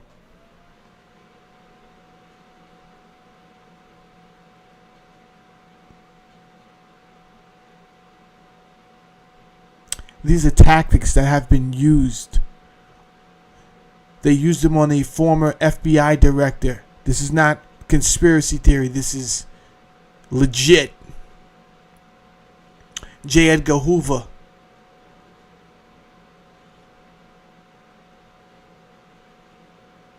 When he was running around with Cardinal Spellman at these blue light parties, doing boy and boy action. And they got a picture of him giving fellatio to another man. Yeah.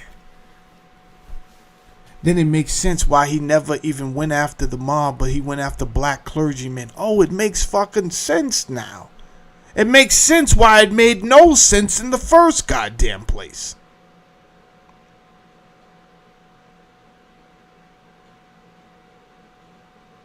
So, going back to United States fucking humanitarian stance on Iran.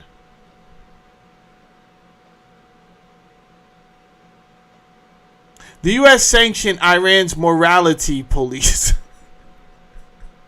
security forces, and government officials tied to protest crackdowns. Who are you to do any of these things? These were financial sanctions, asset freezes, visa bans, not military strikes. Yeah, I know that. However, let's go back to 2020. Can we do that? Can we go back to 2020?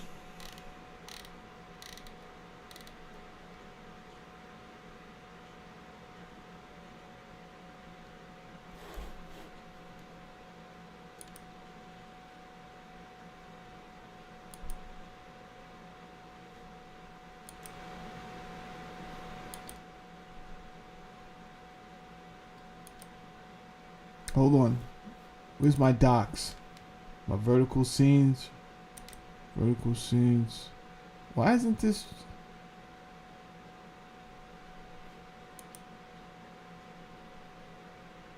Wow. Something's going on here.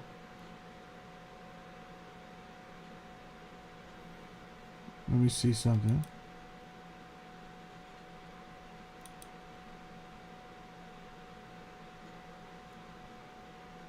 Okay, let me add it back. Everybody, don't nobody move. I gotta add this.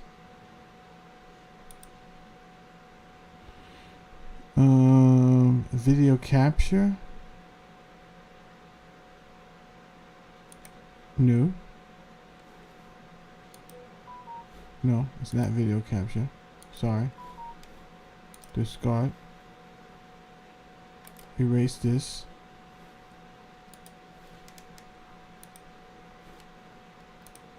If I can't get it, I'll just read it to you, but I was trying to show you the actual article. Display capture. There we go. There we go.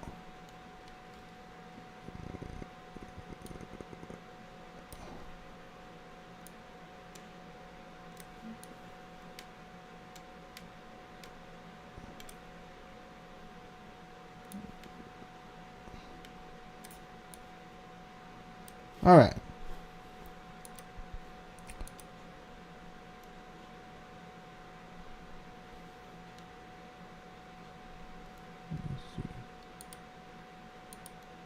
All right. That'll be good for now.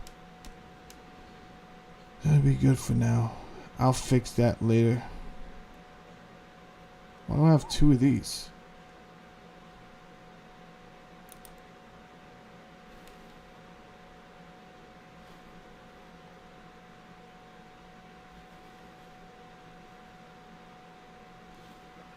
Anyway, I want to go back to 2020 on you.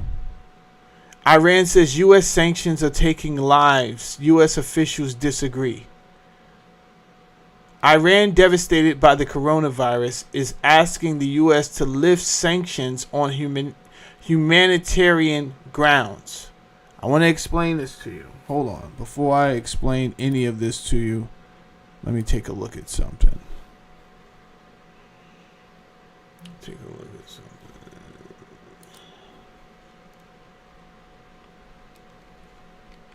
All right. Let's hit the like button. And we did it. We did it. You guys got us there. You guys got us there. I appreciate that. We're at 6,500. You did that. I asked, but you did that. Thank you.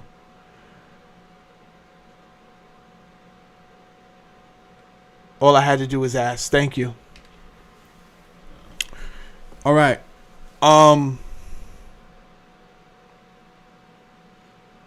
Don't nobody go nowhere, because I'm going to bring us from the point where why Iran did what it recently did. And you're going to want to hear this because it affects the economy.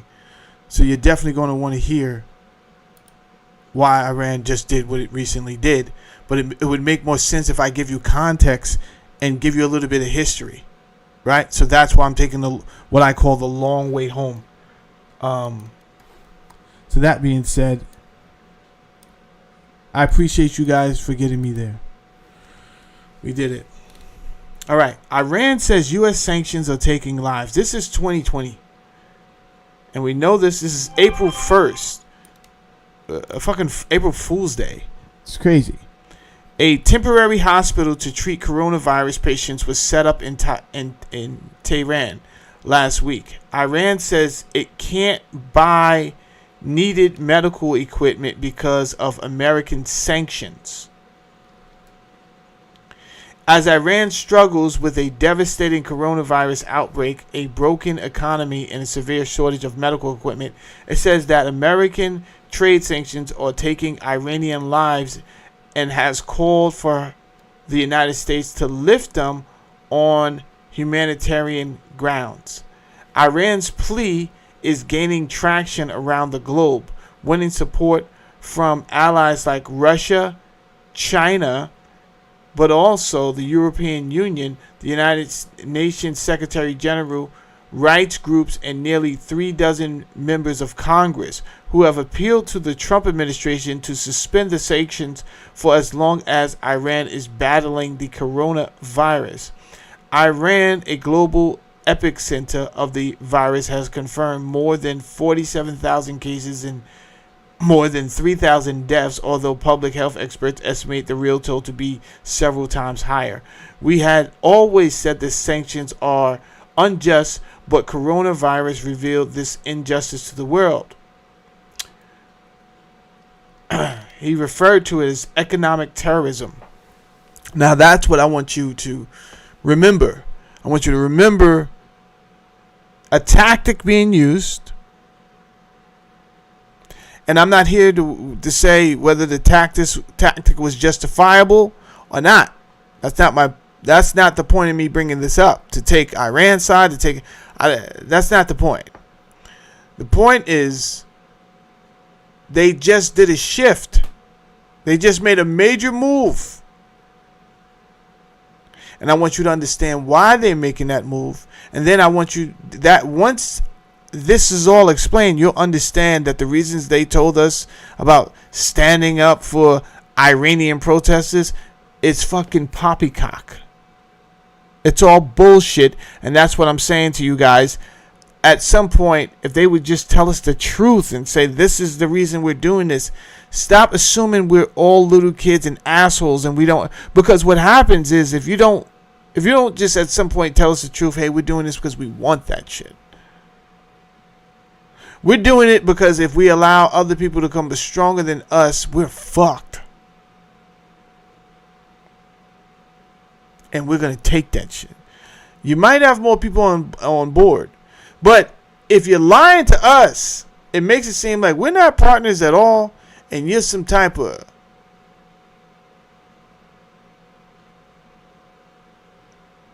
maniac at the wheel. We're not included, but yet we're included. Let's keep going. The issue was raised questions about the collision of punishing American sanctions with a deadly pandemic, including whether Iran is trying to exploit the crisis to achieve the long-held goal of lifting sanctions, whether the United States is using the virus to squeeze Iran beyond what sanctions alone could do, and what responsibility the United States has for a disaster. Well, it was definitely to squeeze them. Secretary of State Mike Pompeo has been unequivocal, saying in a tweet on Saturday that Iran's concerted effort to lift U.S. sanctions isn't about fighting the pandemic. It's about cash for the regime leaders.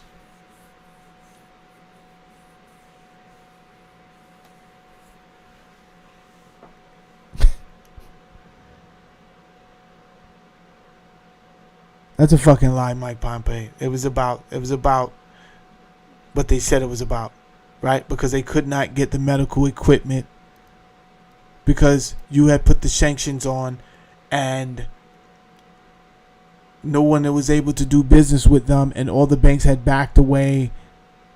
If anything, the United States had doubled down, imposing fresh sanctions as recently as 2 weeks ago, even as it offered Iran medical aid to help combat the pandemic. Iran has refused. The United States frequently reiterates that the sanctions exempt the sale of medicine and medical devices. However, American secondary sanctions on financial institutions and companies that do business with Iran have made it nearly impossible for Iran to buy items like ventilators to treat coronavirus patients. The sanctions have largely deterred international. Now we're starting to come down to the nitty-gritty of the conversation. And this is the part here that most of us don't understand. And you're not dumb for not understanding. The financial system is intentionally confusing. It was not intended for the layman man to understand to the point of his involvement. If you can understand it that much. But if you take the time, then you'll start to find out how this thing truly works, and then you might make different decisions. So that's why it's intentional that they don't really want you involved. Now, I didn't know how important international banking actually was and how it actually does affect everything else, everyone else. So let me read this last paragraph, and then I will go into what I want to talk about. The sanctions have largely deterred international banks and firms from participating in commercial or financial transactions with Iran, including for exempted humanitarian transactions due to the fear of triggering U.S. secondary sanctions on themselves. Human Rights Watch found. Okay, fine.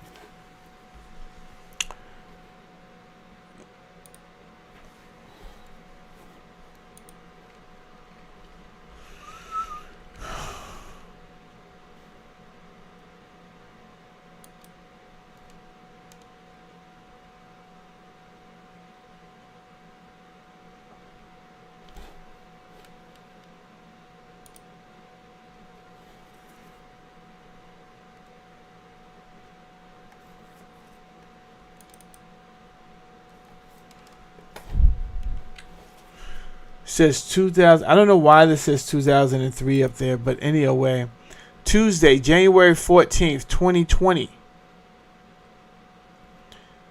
The president imposing sanctions with respect to additional sectors of Iran.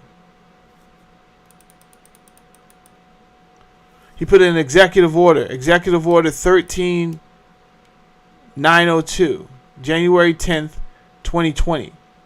By the authority vested in me as president by the Constitution and the laws of the United States of America, including the International Emergency Economic Powers Act, the National Emergencies Act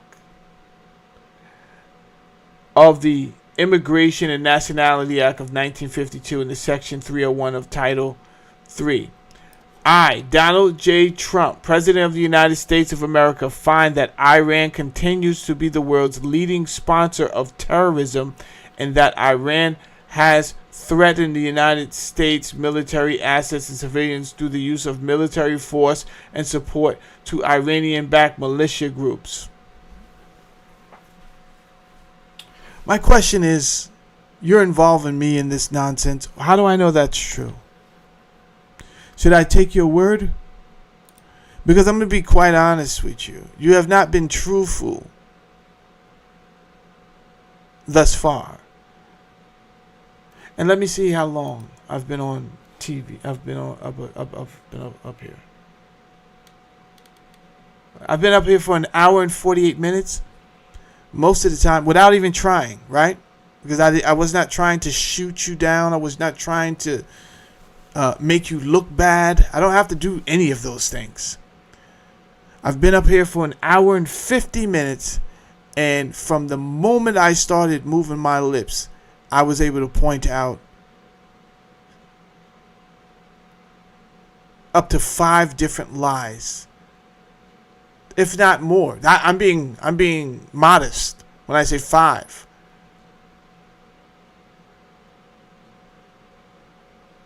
Let me reiterate before we go there. I want to reiterate the lies because I have some new people, right? Shout out to the new people that came into the building. Hit the like button.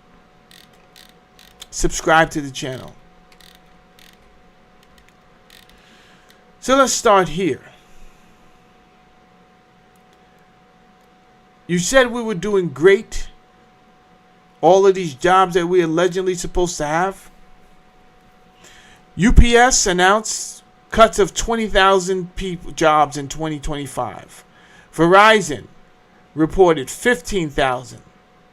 Amazon in 2025 reported 14,000.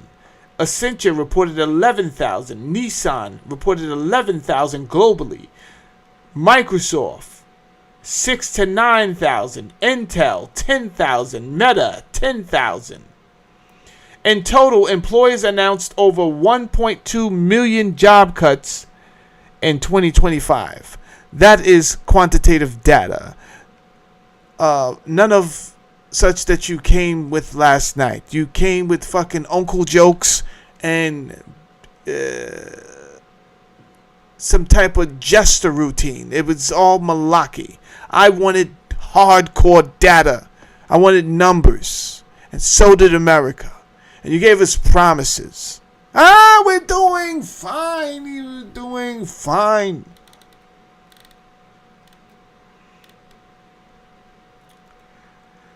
The unemployment rate as of January 2026 is at 4.3.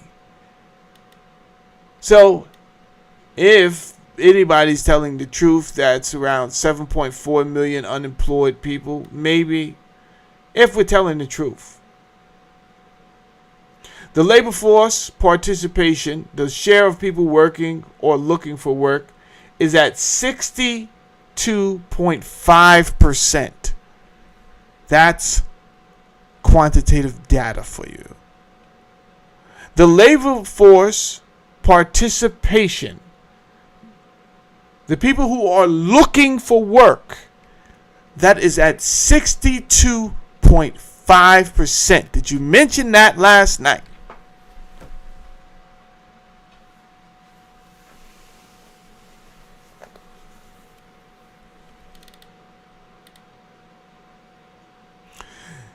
The U.S. Bureau of Labor Statistics announced a major downward revision in its jobs data, showing that the economy had created about 818 fewer jobs in the year leading up to March 2024 than initially estimated. On August 21st, 2024, the revision was part of the agency's regular annual. Boom, cool, no problem. More recently, September 2025, the BLS, Bureau of Labor Statistics, reported an even larger number. Did you say this last night, man? Huh? Did you say that to the people? The larger number, about 911,000 fewer jobs were created in the 12-month period that they reported, which means they lied to you. They lied to you and they told you month after month that we got this going on. Yeah, your money's good, playboy, you're good. You don't have to worry about a thing. Then the next month they came out with these revisions. When I found out about these revisions, I was livid because I had no idea this was the type of shenanigans they were involved in. Month after month after month. So my question, Senator, when you question me, you question science. My question is, how do we know you're telling the truth about Iran being, what did you call them? The world's leading sponsor of terrorism? Where have we heard that before?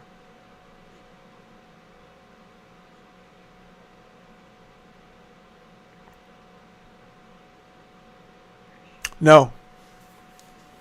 For some reason, I think this has to do with two things. And I would love to be read in on a couple any dossiers that you guys have to make a better assessment. But I don't have that security clearance. So this is what I'll do. I'll take the information that I do have, and I'll make my own reasonable assessment of what is going on. Two things. You do not want them to have a nuclear weapon. In fact, you want to be one of the only countries with nuclear weapons. That's one. The second thing, they are located in a geographic area where that's going to make China very strong.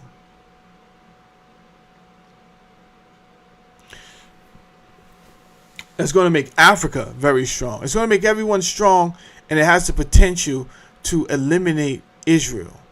Israel is the size of fucking New Jersey. And in my own opinion, I don't care for it. I don't care for their tactics. They're not nice to the United States at all. We've helped even create that place called the State of Israel. And what did we get in response? Israel fucking bombing the USS Liberty and shooting up the USS Liberty. Motherfucker, we the only reason you have a military in the first place. And you're going to shoot up the USS military and then tell us sorry? What are you talking about, sorry? Bitch. There's young boys on that aircraft, that ship carrier that died.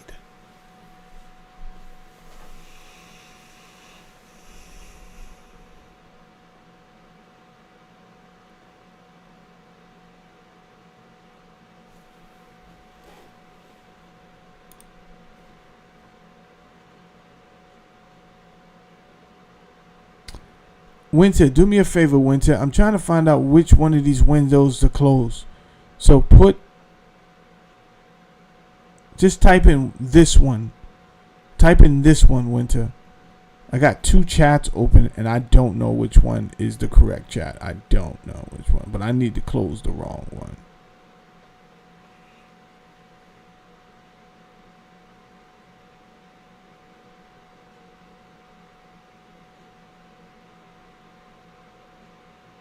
So forgive us if we're not in a hurry to believe everything you say about Iran. It's not that we love Iran more, but we have been lied to in the past. And not for nothing, things weren't totally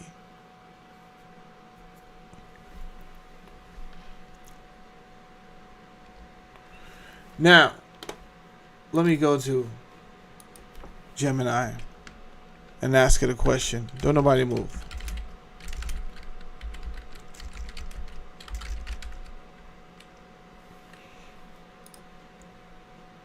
Okay.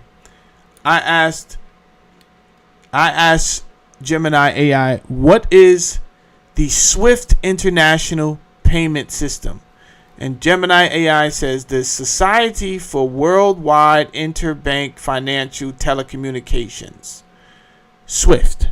Society Worldwide Interbank Financial Telecommunications is a secure global messaging network that enables over 11,000 financial institutions in 200 plus countries to send, receive, and process international payment instructions. Founded in 1973, it functions as a trusted intermediary rather than a bank, using unique codes to facilitate fast, secure cross-border wire transfers.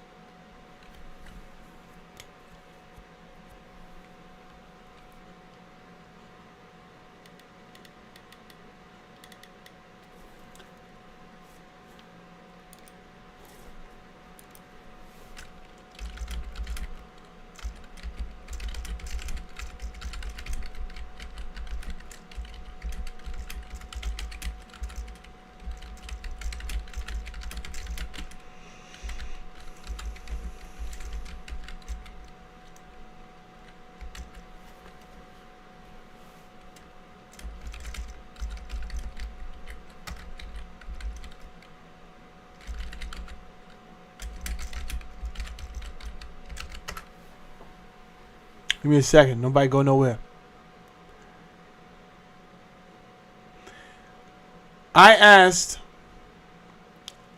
how is it that the United States had so much influence over the SWIFT system, United States meaning the dollar? It says that's a very sharp question. Listen, bro, don't fucking, just answer the question. And the answer has less to do with ownership of SWIFT and more to do with the dollar dominance plus U.S. financial leverage. Hold on. Let me see if...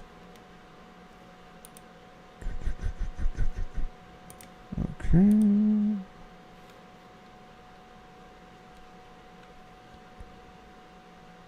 Chats. All right. This is this one right here. Okay. So we're going to close this one. Boom. All right. And this is the one we're working with right here. Thank you, guys. Thank you. Anthony Wildman, you said you had to ask what Swift is. I know what Swift is, otherwise I wouldn't have asked what it is. But when I'm doing a show, I like to articulate myself. I'm a human being. Maybe I don't articulate as well as Ben Shapiro, but here's the difference between me and you. I have knowledge of self. I know my strong points.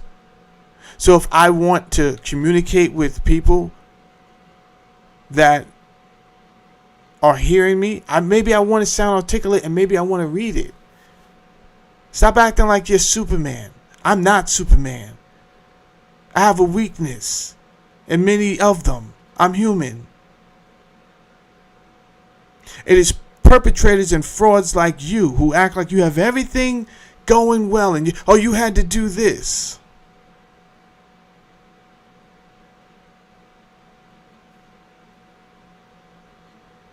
It's okay to be human. It's okay to have a weakness. But I knew what it was.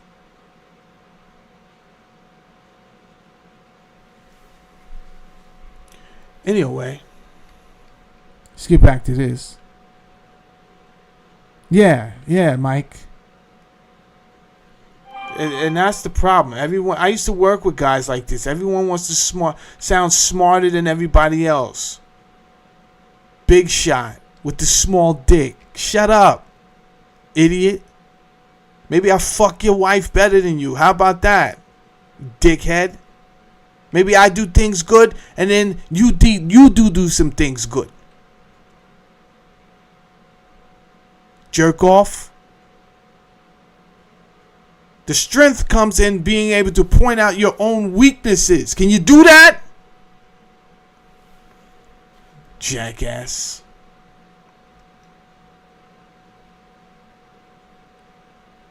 What is Swift really? Swift is a financial, we read that part. I just want the answer. The real power, the US dollar. That's what I'm getting at. Articulate that for me. Because this is what I want you guys to consider. US Federal Reserve power. Most global trade is settled in US dollars. All right. Now we're going to get somewhere. It's not about sounding smart. It's about understanding what might be happening while we're laying sleep every night. Things are changing in the world. So if we're saying we're losing our power, what does that actually mean? If your president gets in front of everyone, the whole world, and says, we're doing fine. We're the strongest in the world. Does it make it true?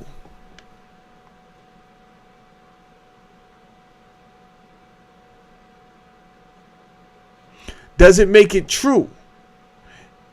Well, this is what I want to have a conversation with you about, because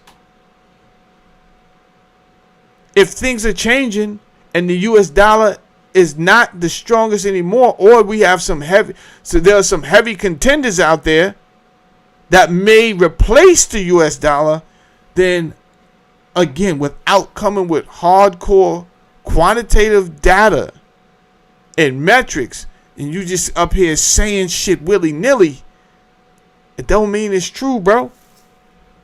So forgive me if I go off and I do my own little podcast and then we investigate some things together. You don't mind, do you? Now, I explained what the SWIFT is. My question was, how is it that the United States has so much influence over the SWIFT system? United States meaning the US dollar.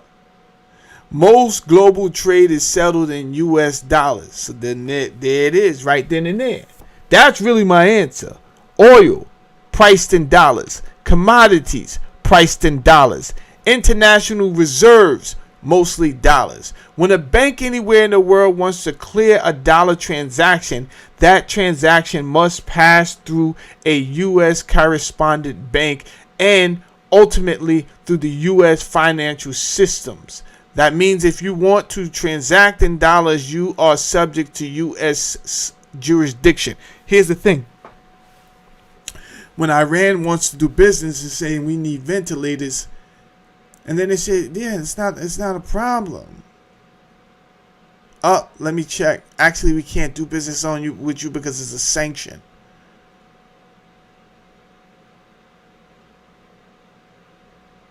And the process is to go through the SWIFT international messaging system. Because these people want to get paid in dollars.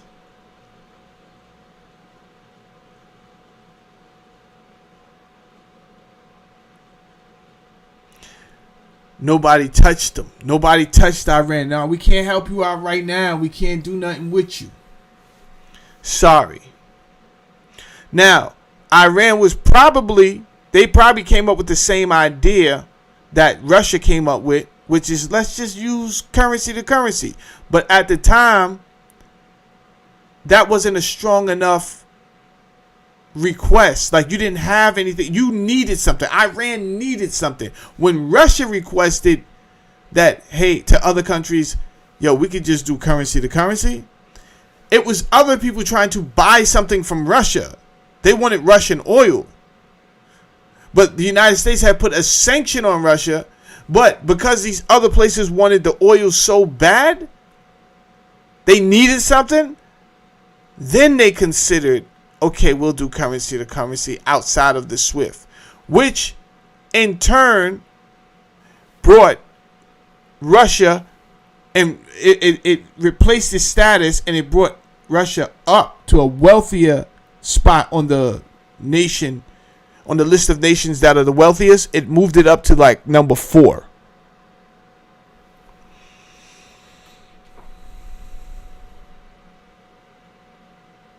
How the U.S. uses that leverage. The U.S. Treasury can sanction banks, individuals, countries, entire sectors.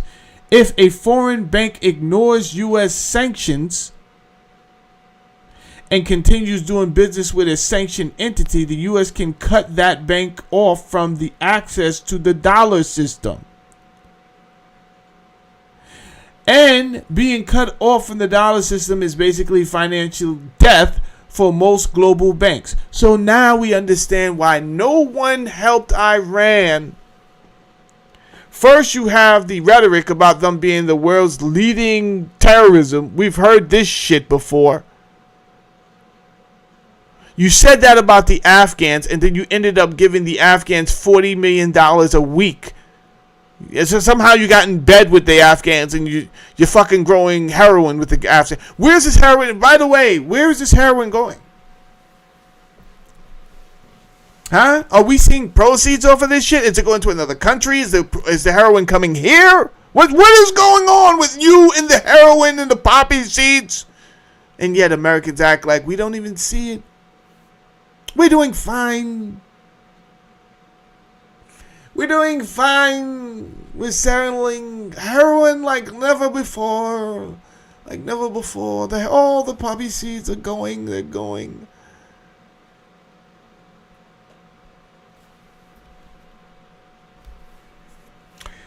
How SWIFT gets involved. SWIFT is headquartered in Belgium, but it operates globally. It serves banks that rely on the dollar system. It must comply with the EU and U.S. legal frameworks. When the U.S. sanctioned Iran, it pressured European allies.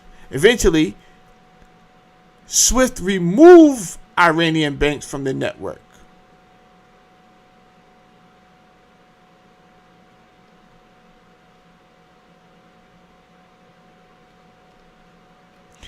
Well,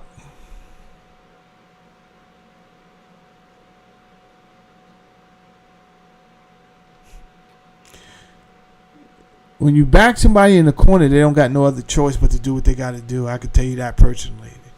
They will figure some shit out. And the problem with creating so many enemies at one time, you're going after Russia, you're going after China, you're going after fucking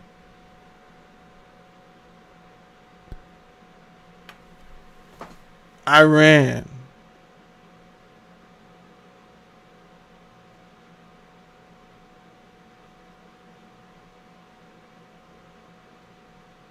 What's the black guy that wears the beret in Africa? Huh? I'm pretty sure we might be involved with trying to take him out. Faso something. I know his name is Ibrahim.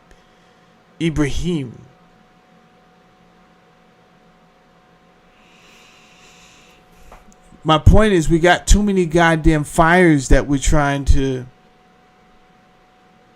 start, and the dollar could be waning.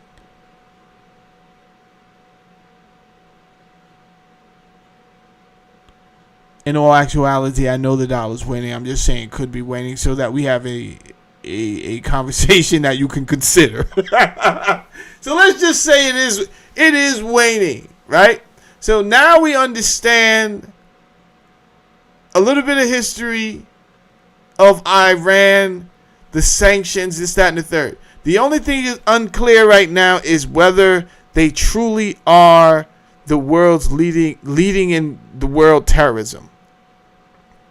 I'm not here to tell you that. I don't care what you come up with, right? Thing is this. Iran is not going to just sit there and let you do some stupid shit to them. So,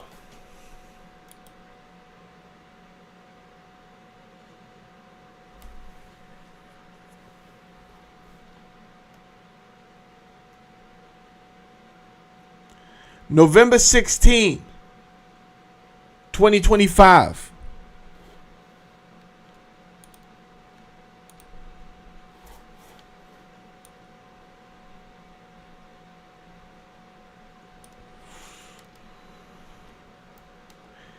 Crypto becomes Tehran's financial lifeline as sanctions tighten. How Iran is leveraging decentralized finance to outmaneuver traditional economic blockades. From Bitcoin to stablecoins, the tools rewriting geopolitical finance rules. Western regulators scramble as crypto proves once again it doesn't play by their rule book. Iran urges BRICS countries to accept crypto during trades. Speaking at the D-Block Summit, Iran's first international blockchain conference, which is backed by the government, Mohammad Maghar Ghalibaf, Speaker of the Iranian parliament, lauded cryptocurrencies. Cryptocurrencies provide new ways to do business and to pay for trade. So they can support independent nations. We want Iran to become a regional and even global hub in blockchain technology and digital trade. Now, before you go off on some patriotic rant, let me ask you this. If they are everything that the United States said they are, then why was Europe against their decisions? Why were so many other countries, and I believe I even mentioned the United Nations, was against these sanctions? Is it because the United States had some type of intel that nobody else had, as them being the world's #1 terrorist group? No one was on board in 2020 with the United States putting sanctions, but it definitely feels like something Donald Trump would do, because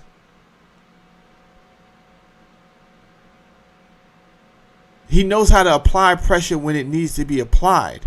And he felt like, hey, you're going to cave or you're going to let your people die, right?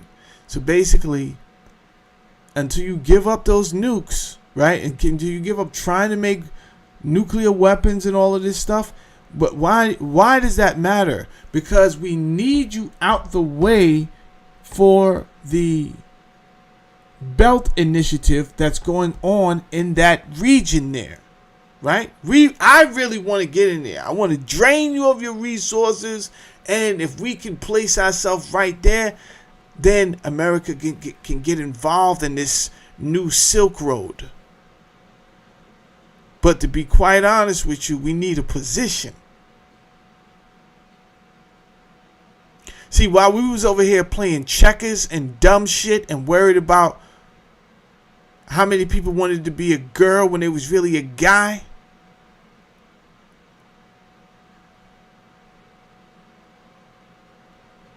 China was out here playing sophisticated math games.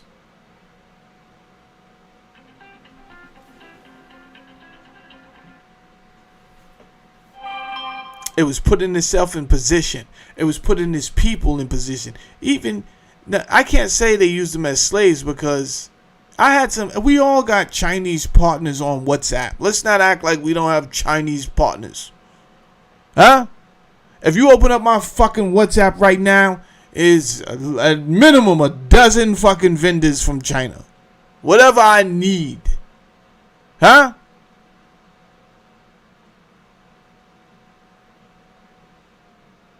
I got shit in my basement I haven't even sold yet. Whatever I need. I got game consoles, fucking walkie-talkies. What do you need? Whatever you need. My only problem with China is they got too greedy. You can't sell some shit to me knowing I'm going to sell it on Amazon and then you selling it on fucking Amazon for the same price I just brought it to you, jackass. So, I'm like, this is not the game for me anymore. Right? I used to do good on eBay and all this shit, but there's no honor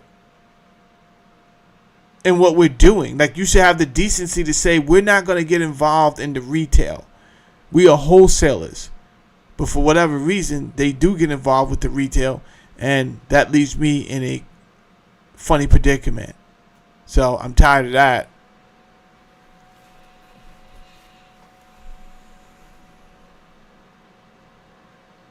So, China has made their people better.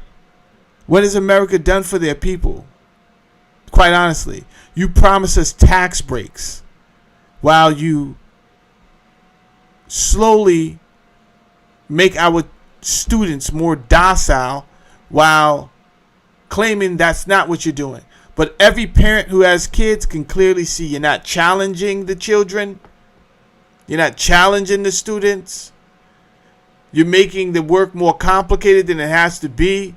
Jackass shit, thinking that we're not going to notice. Kind of like when the fluoride is in the water and you think we're not going to notice. Everyone's paying attention. So again, you use the money totally wrong in my opinion. And you used it against your own people continuously. You think that's conspiracy theory? They say you cannot do gain-of-function research in the United States. They say, fine. Word semantics. I won't do it in the United States. You take $10 million of the fucking American money and you give a grant to a foreign country to do it over there. That was your doing. You didn't have to pay them shit because you should not have been researching this type of stuff in the first place. Some things are just left better untouched. So again, it affected us, it hurt us, it killed us. You came with a bullshit solution called a vaccine. That hurt us, that killed us. It's like we have 3-year-olds at the steering wheel driving us. If it was that simple, they're not 3 years old. They're just a different species than you, is the truth. And they think they're better than you.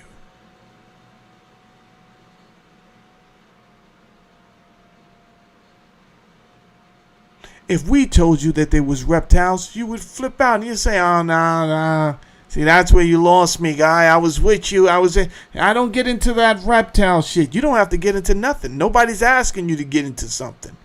Guess what, though? They tried to break into your DNA several times.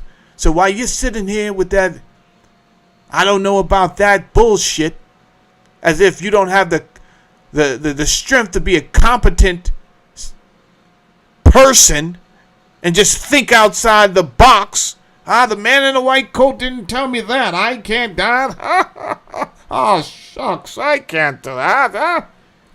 Like this is a fucking cartoon. You better do something.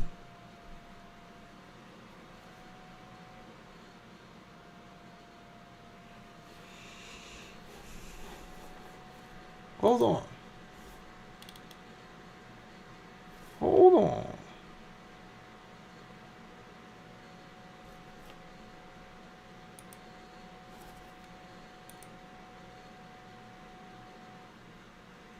We might have some commercials that come in here now. And Dear friends, welcome to Think BRICS. On November 6 and 7, a special event, important event, happened here in Iran. It is called the Bloc Conference that will definitely leave its footprint in the future of international finance system and payment system in particular. I am glad to introduce my guest today, Mr. Puria Astaraki. Welcome to Think BRICS. Thank you so much. It's a pleasure for me to stay here, to be here, to talk to you, to talk to your team. You did a very great job. First of all, congratulations.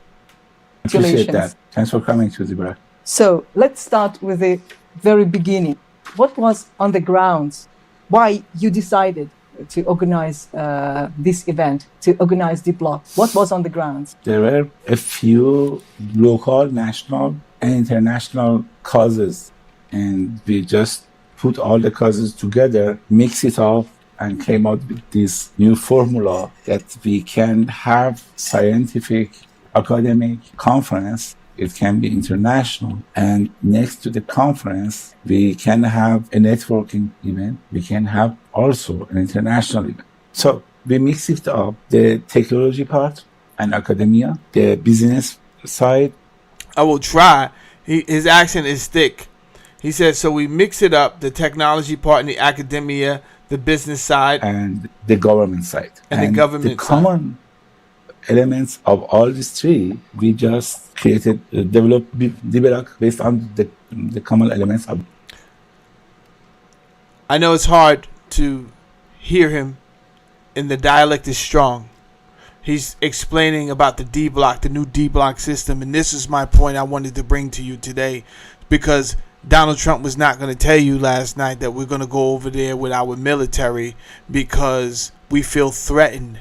Not because they are the number one terrorism group in the world. If we were to really look at the data, that data may bring us a totally different country that you might be shocked at.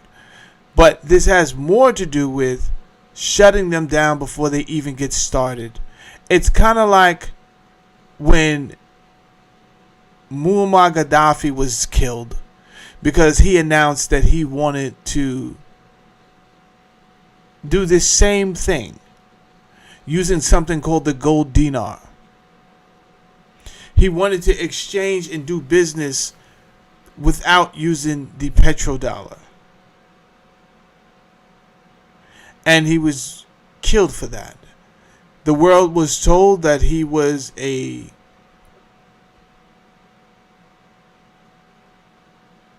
what is the word they use? Dictator. Some totalitarian dictator who was evil to his people. And for the life of me, I'm confused, because then I don't know what a dictator is. I don't know how that looks, because this guy, he literally used the profits from the resources that they used in their country. When they sold their resources to other people, they used those resources to pay for the people's rent and give them a monthly stipend. Never in the United States history has that happened for you guys. So it's real easy for any white man, a trusted face white man, to get in a suit, clean shaven, who knows how to articulate himself, and get up here and tell you, listen, I have security clearance, and I can tell you right now that these people, they're the worst people on the planet Earth, and da da da da da da da da. And then you just take You take his word for it. Why would this man lie to me, Jamel? Listen, I think I'm a good judge of character, and this guy just gives me a vibe. He wouldn't do that. You don't know what the fuck this guy would do. Because you don't have any idea that they teach an Edward Bernays curriculum in the colleges. Who's Edward Bernays? Edward Bernays is the father of crystallizing the American mind, the human mind. You don't have any idea what the fuck is going on, do you? You out here butt naked on Skid Row, Jack.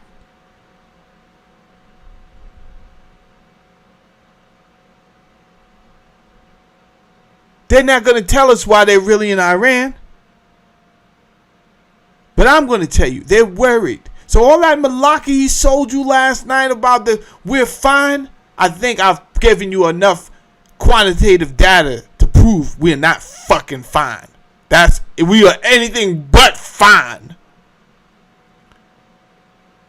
I came with data, he came with fucking magic tricks, making purple hearts fly out of nowhere, people standing up, giving ovations. Hey, she got 13 jobs. She's getting the tips now. She's getting the tips.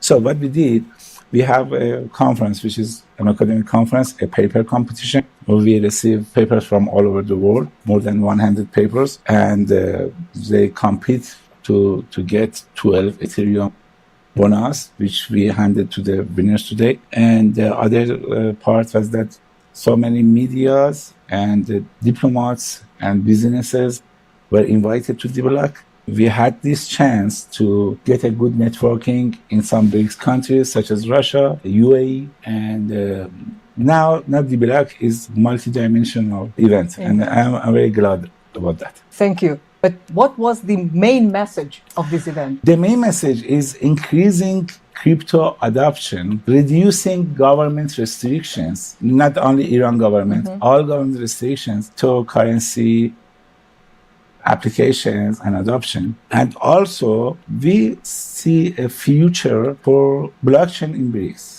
The slogan of the conference is the future of BRICS through blockchain. Why it is important? He said the slogan of the conference is the future of BRICS through blockchain.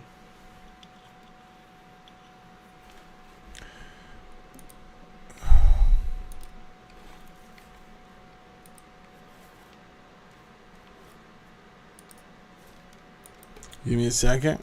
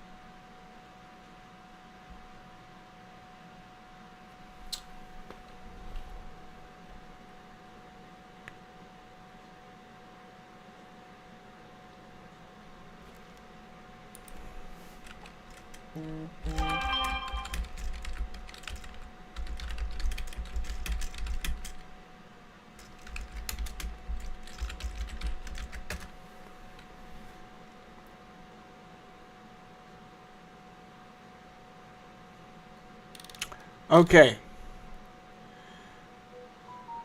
Swift is doing a upgrade.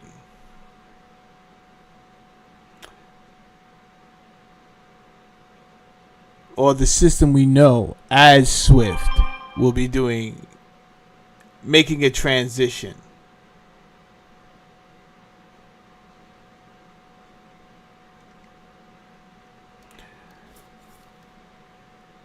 The adoption of ISO 20, well, let's just call it 222.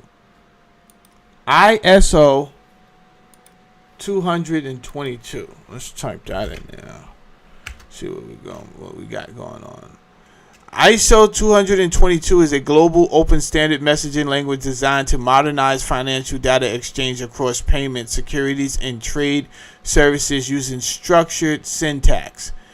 It replaces legacy fragmented systems like SWIFT with rich, consistent data, enabling faster, more accurate, and automated processing for banks, corporates, and market infrastructure.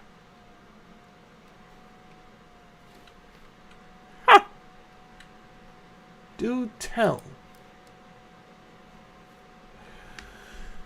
The key milestones was the end of the coexistence period on November 22nd, 2025, after which legacy MT messages were decommissioned for payment instructions, making ISO 222 the mandatory global standard.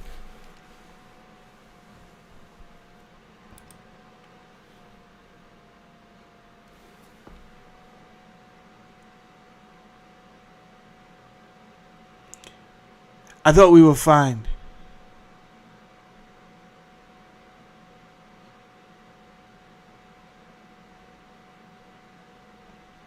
Remember when I said to you like 40 minutes ago, the dollar may be making a shift? Well, this would constitute as part of that shift.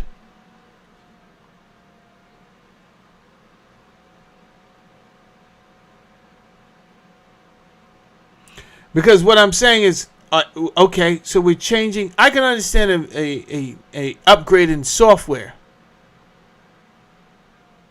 but will the dollar still still have the power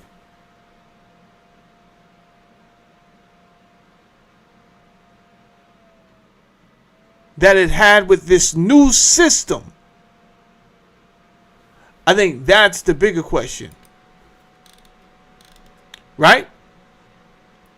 Because the dollar dominated with the old system and it had a lot of influence.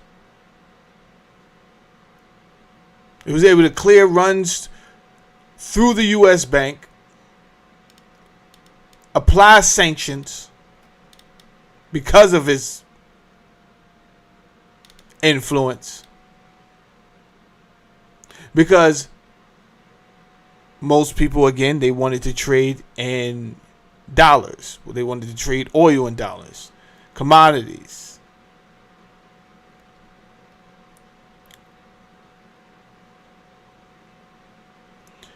The question is,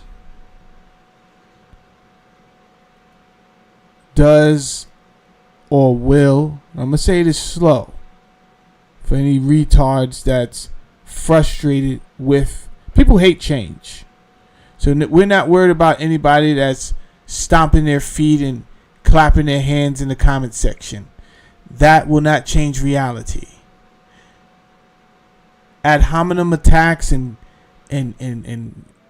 foul mouth comments and negative, that none of that's going to change the reality.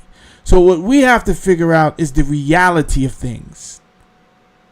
Whatever you call me doesn't affect anybody. If the dollar doesn't have the same influence, that does affect people, especially since we now know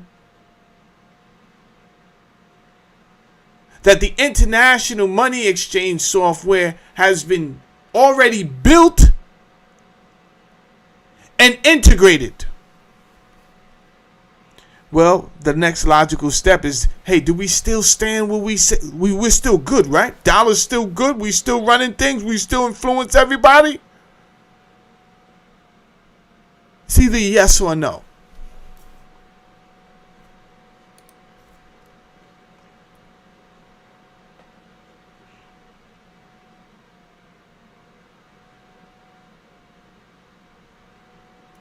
SWIFT refers to this transaction as entering a new era for global payments, and the program facilitating it is often called CBPR, Cross-Border Payments Reporting Plus, which started in March 2023 and includes ongoing releases. Further enhancements planned for November 2026, like stricter address validations. Yikes.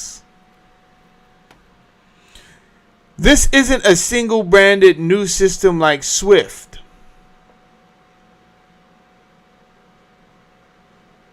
Which was an earlier enhancement for tracking and speed introduced around 2017, but rather a fundamental messaging standard upgrade to enable better data quality, interoperability, compliance, and innovation in cross-border payments.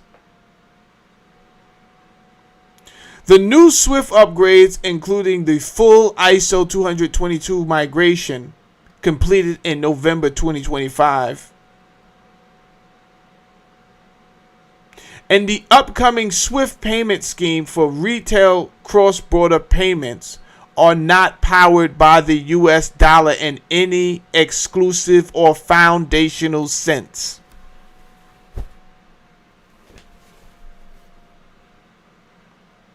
This is why you gotta have a slower conversation. Everything can't be shock and trolling and no. Say it slow, Jamel, so they understand. So you understand? Everyone doesn't know. I hate when people get in because they might have been in finance and they understand these legal terms. No, excuse me, good sir. Somebody's a fucking milkman. Huh? Excuse me. Excuse me. Somebody's a waitress. She doesn't have time to understand all of this complicated jibber jabber unless she does subscribe to my show. And you know what? Furthermore, Jamel's the only one who takes the time to explain it to me, not like an idiot. So fuck you, guy. Yeah, tell him, Alice. Fuck that guy. Fuck that guy. Huh? He doesn't think you... doesn't look at you like much anyway. Huh? He looks down on you. Because you work for tips.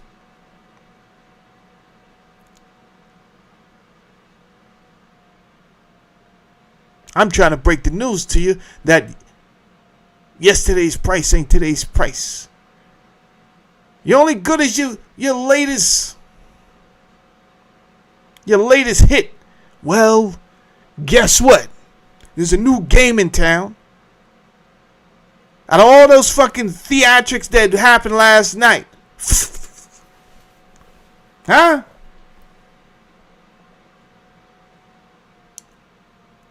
Did he explain to us how we are going to transition with the new international monetary exchange system? Because I went to sleep.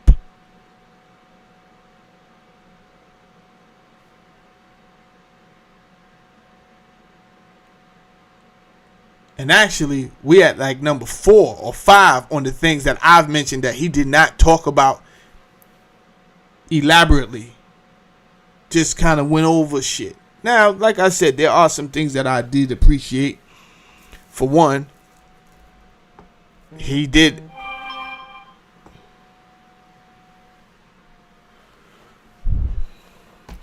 One second.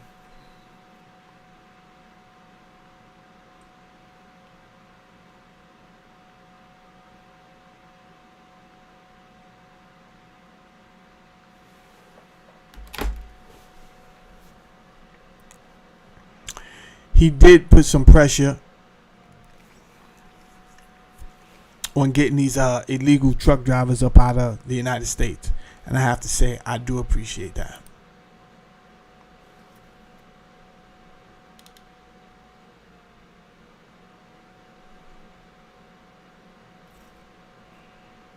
Where we at? 2 hours and 40 minutes? We probably got like 10 minutes left.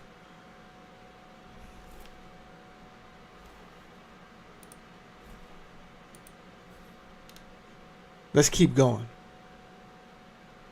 because I got some more questions. So now that we know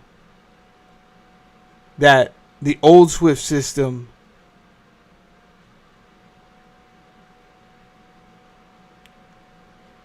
is not going to regard or not be powered by the US dollar.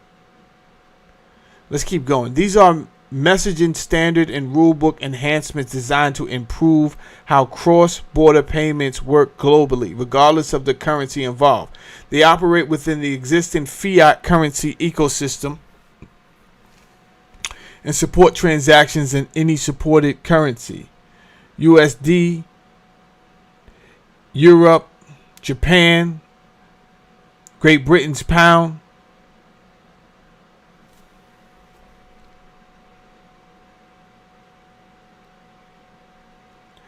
The upgrade is a neutral XML-based messaging format that replaces the older Swift MT messages. It enables richer data, okay, but doesn't tie payments to any single currency. Now, I don't know a lot about finance, but I just know that if we don't necessarily need to trade in your dollar, why do I need your dollar? What do you give? What do you have that everybody else wants? United States. I'm asking. I think we need to figure that out and figure that out fast. But these questions are more rhetorical for the viewers so that you can rationalize what you do with the data that I just given you. Now let me ask one more question.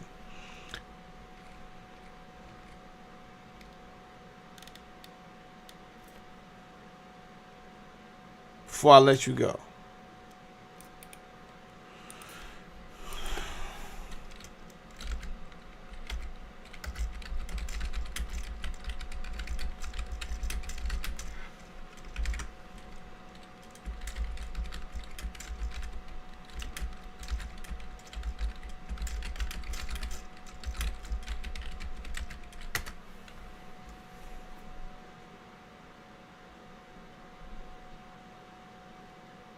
Okay, I asked this. Have they started using the ISO 222 system yet? If yes, when did it start? My reply, yes. The ISO 222 system for cross-border payments has been in use since March 2023, and it became the mandatory exclusive standard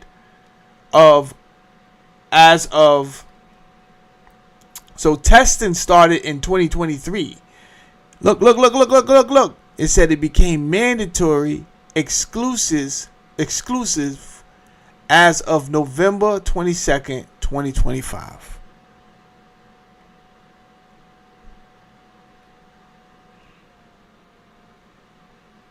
How the fuck is everything fine?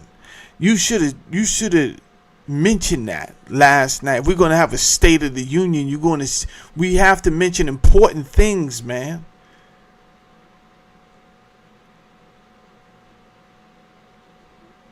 You could have said, listen, we have a sustainability plan. Things are not going to be the way they was before. That's if things were truthful. Not that I think things are truthful. Not that I think things are transparent. Because here's the thing. No matter how much you call us conspiracy theorists, all the conspiracy theorists knew this type of shit was going to go down 10, 15, 20 years ago, Jack. We already knew. So you're not fooling us. You for goddamn sure not fooling me. But I'm here to find a way to articulate this to the regular person that I don't look down on. But I understand that person is working 8, 10, 12 hours a day.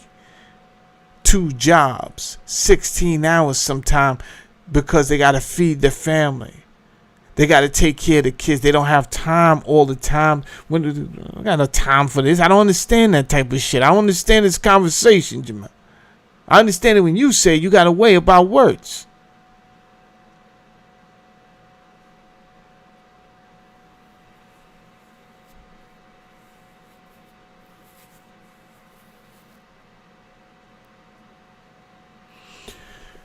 Start of usage, go live March 20th, 2023. This marked the beginning of the CPR, cross-border payments reporting migration under SWIFT. Financial institutions could start sending and receiving messages alongside the legacy formats during a coexistence period. This allowed gradual adoption while both formats were supported.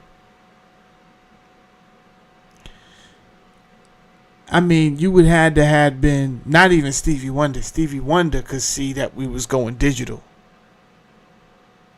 So everybody knows we're going digital. What are you going to do with the information that you was played? That they propped it up, this whole Bitcoin shit, just so that you can normalize, you can get used to the idea of a digital currency. But the Treasury has already said we will not use Bitcoin because it is too volatile. We won't use it as a reserve currency, as you shouldn't.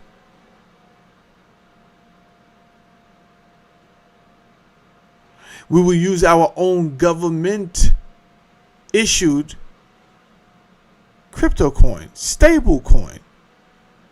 That makes more sense. Why can't you talk to these people like they're human beings? The reason they don't talk to you like you're human beings is because they just see you as simple workers. Here's the fringe part.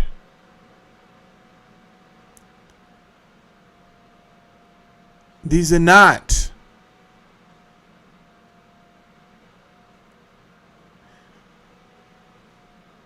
Homo sapiens sapiens. You can ignore all of the evidence that they keep showing you, that keeps coming out, and then they try to put it back in Pandora's box. Didn't you just do that with Pizzagate? And then they came out with a new campaign because they are part of the Edward Bernays school of crystallizing the American mind. Didn't they tell you? And then if they can get enough high profile websites and bloggers and journalists to say these are conspiracy theorists, quite frankly they need aluminum hats, and yet as the files come out, there is more evidence that the people are involved in some pretty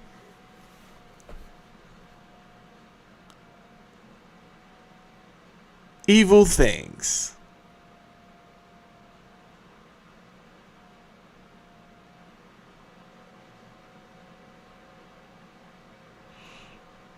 Full mandatory adoption, end of coexistence for payment instructions, November 22, 2025. SWIFT decommissioned. There you go. So don't listen to any jackass that thinks he's a smart ass that has something smart to say in the comment section. Tell him to boof that shit up his mother's rear end, right? You use your brain, because you don't need somebody that can use the fancy jargon and all this other stuff. You need somebody that could talk on your level of competency. And it's easy as this. The United States dollar had control and dominance and influence with the last system.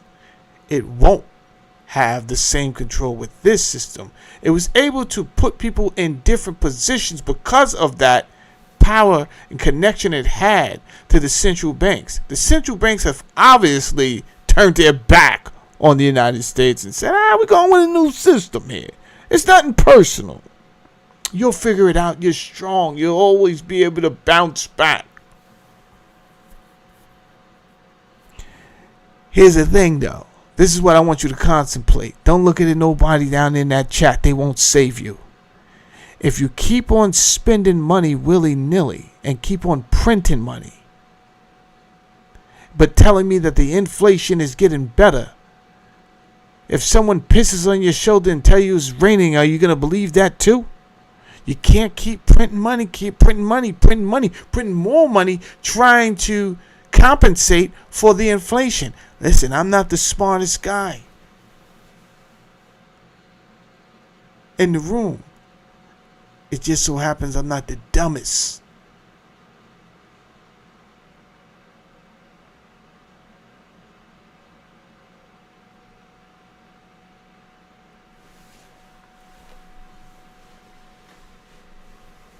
This is not my first time having to break news to these financial people, especially when I'm not even in the sector, right? When I told them before that I wouldn't trust Bitcoin, they said, you don't know what you're talking about. They always say I don't know what I'm talking about, and I'm fucking right. Guess what I'm going to bet on? I'm going to bet on myself. You cannot fix inflation by printing more money and spending heavier. I don't care what anybody says. You can't do that. You have to stop the spending at some point.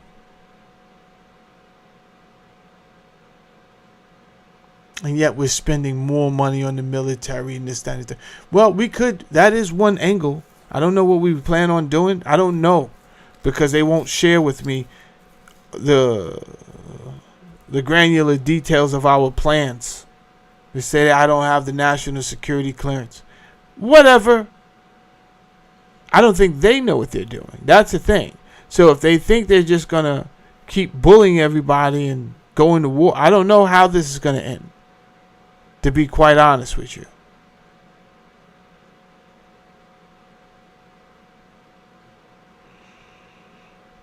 I'm going to think of some ideas and I'll come back whenever I come back on my show and share them with you. You understand? But for right now, let me say this. Shout out to everybody that came here today. You stayed the whole show. You understand? You definitely pushed this way past. We got 30 subscribers today. That was good. Thank you. I was only asking for like 20, and we did 30.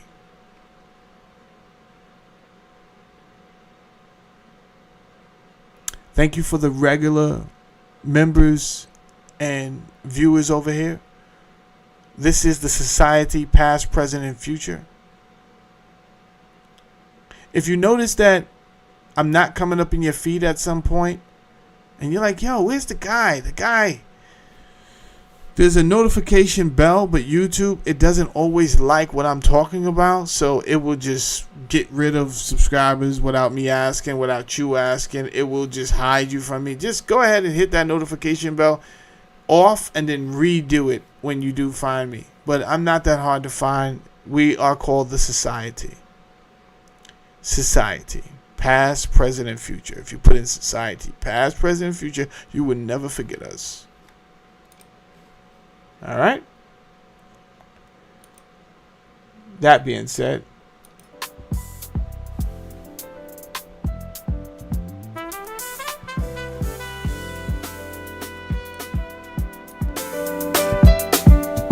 thank you for coming through.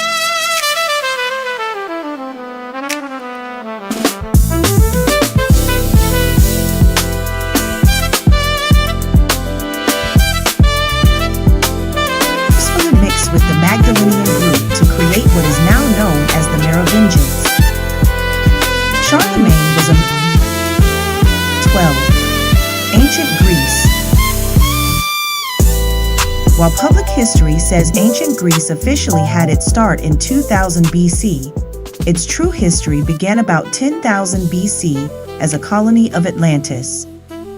This was an original colony that was at war with Atlantis, similar to a civil war. The Atlanteans sent armies against Greece because it was trying to break away, resulting in the various nation-states of Sparta, Athens, Macedonia, etc. These nation-states were remnant colonies of Atlantis. The ancient Greek civilization was very important because the alphabet letters used in ancient Greek were actually derivatives of the Atlantean alphabet. This explains why a lot of programming that people have is sometimes in the Greek language. The ancient Greek language is now illegal to teach anywhere, even in Greece. The modern Greek language and alphabet was developed in the mid-1800s when Rome decided to learn ancient Greek. They unfortunately obscured and suppressed the true language and history, so you cannot learn it anymore. A form of ancient Greek is still spoken in Albania. Greece spread across the Asian continent and all the way to Persia. At one time, Greece went as far west as Spain. The origins of Spain were Greek colonists who came across the Mediterranean. Over 30 Greek city-states with approximately 90 colonies existed in the Mediterranean. Greek colonies were established along the coast of southern France, Corsica, Sardinia, Sicily, southern Italy, Crete, throughout the Black Sea, Cyprus, Turkey, the Middle East, Syria, and even Egypt. The Greeks were one of the first people in ancient Israel and occupied Jerusalem. They brought the Hellenistic way of life with them. Figure 12.1. Ancient Greece. The Jewish holiday of Hanukkah is about the Greeks invading King Solomon's temple and taking all the oil to use for their own rituals. They left just one vial of oil for the ceremonies of the ancient Hebrew traditions. The vial, instead of lasting 1 day, lasted for 8 days. The Hebrews called it the miracle, and this is why the Jews celebrate Hanukkah, lighting a candle for each one of the 8 days. Interestingly, the Israeli and Greek now join together their air forces that may be used against the old Greek enemy of Persia/Iran. As you may know, Alexander the Great had a goal to conquer Persia for Greece. Because Persia has invaded Greece on at least 2 occasions, the Greeks were very much against the Persians, and still are.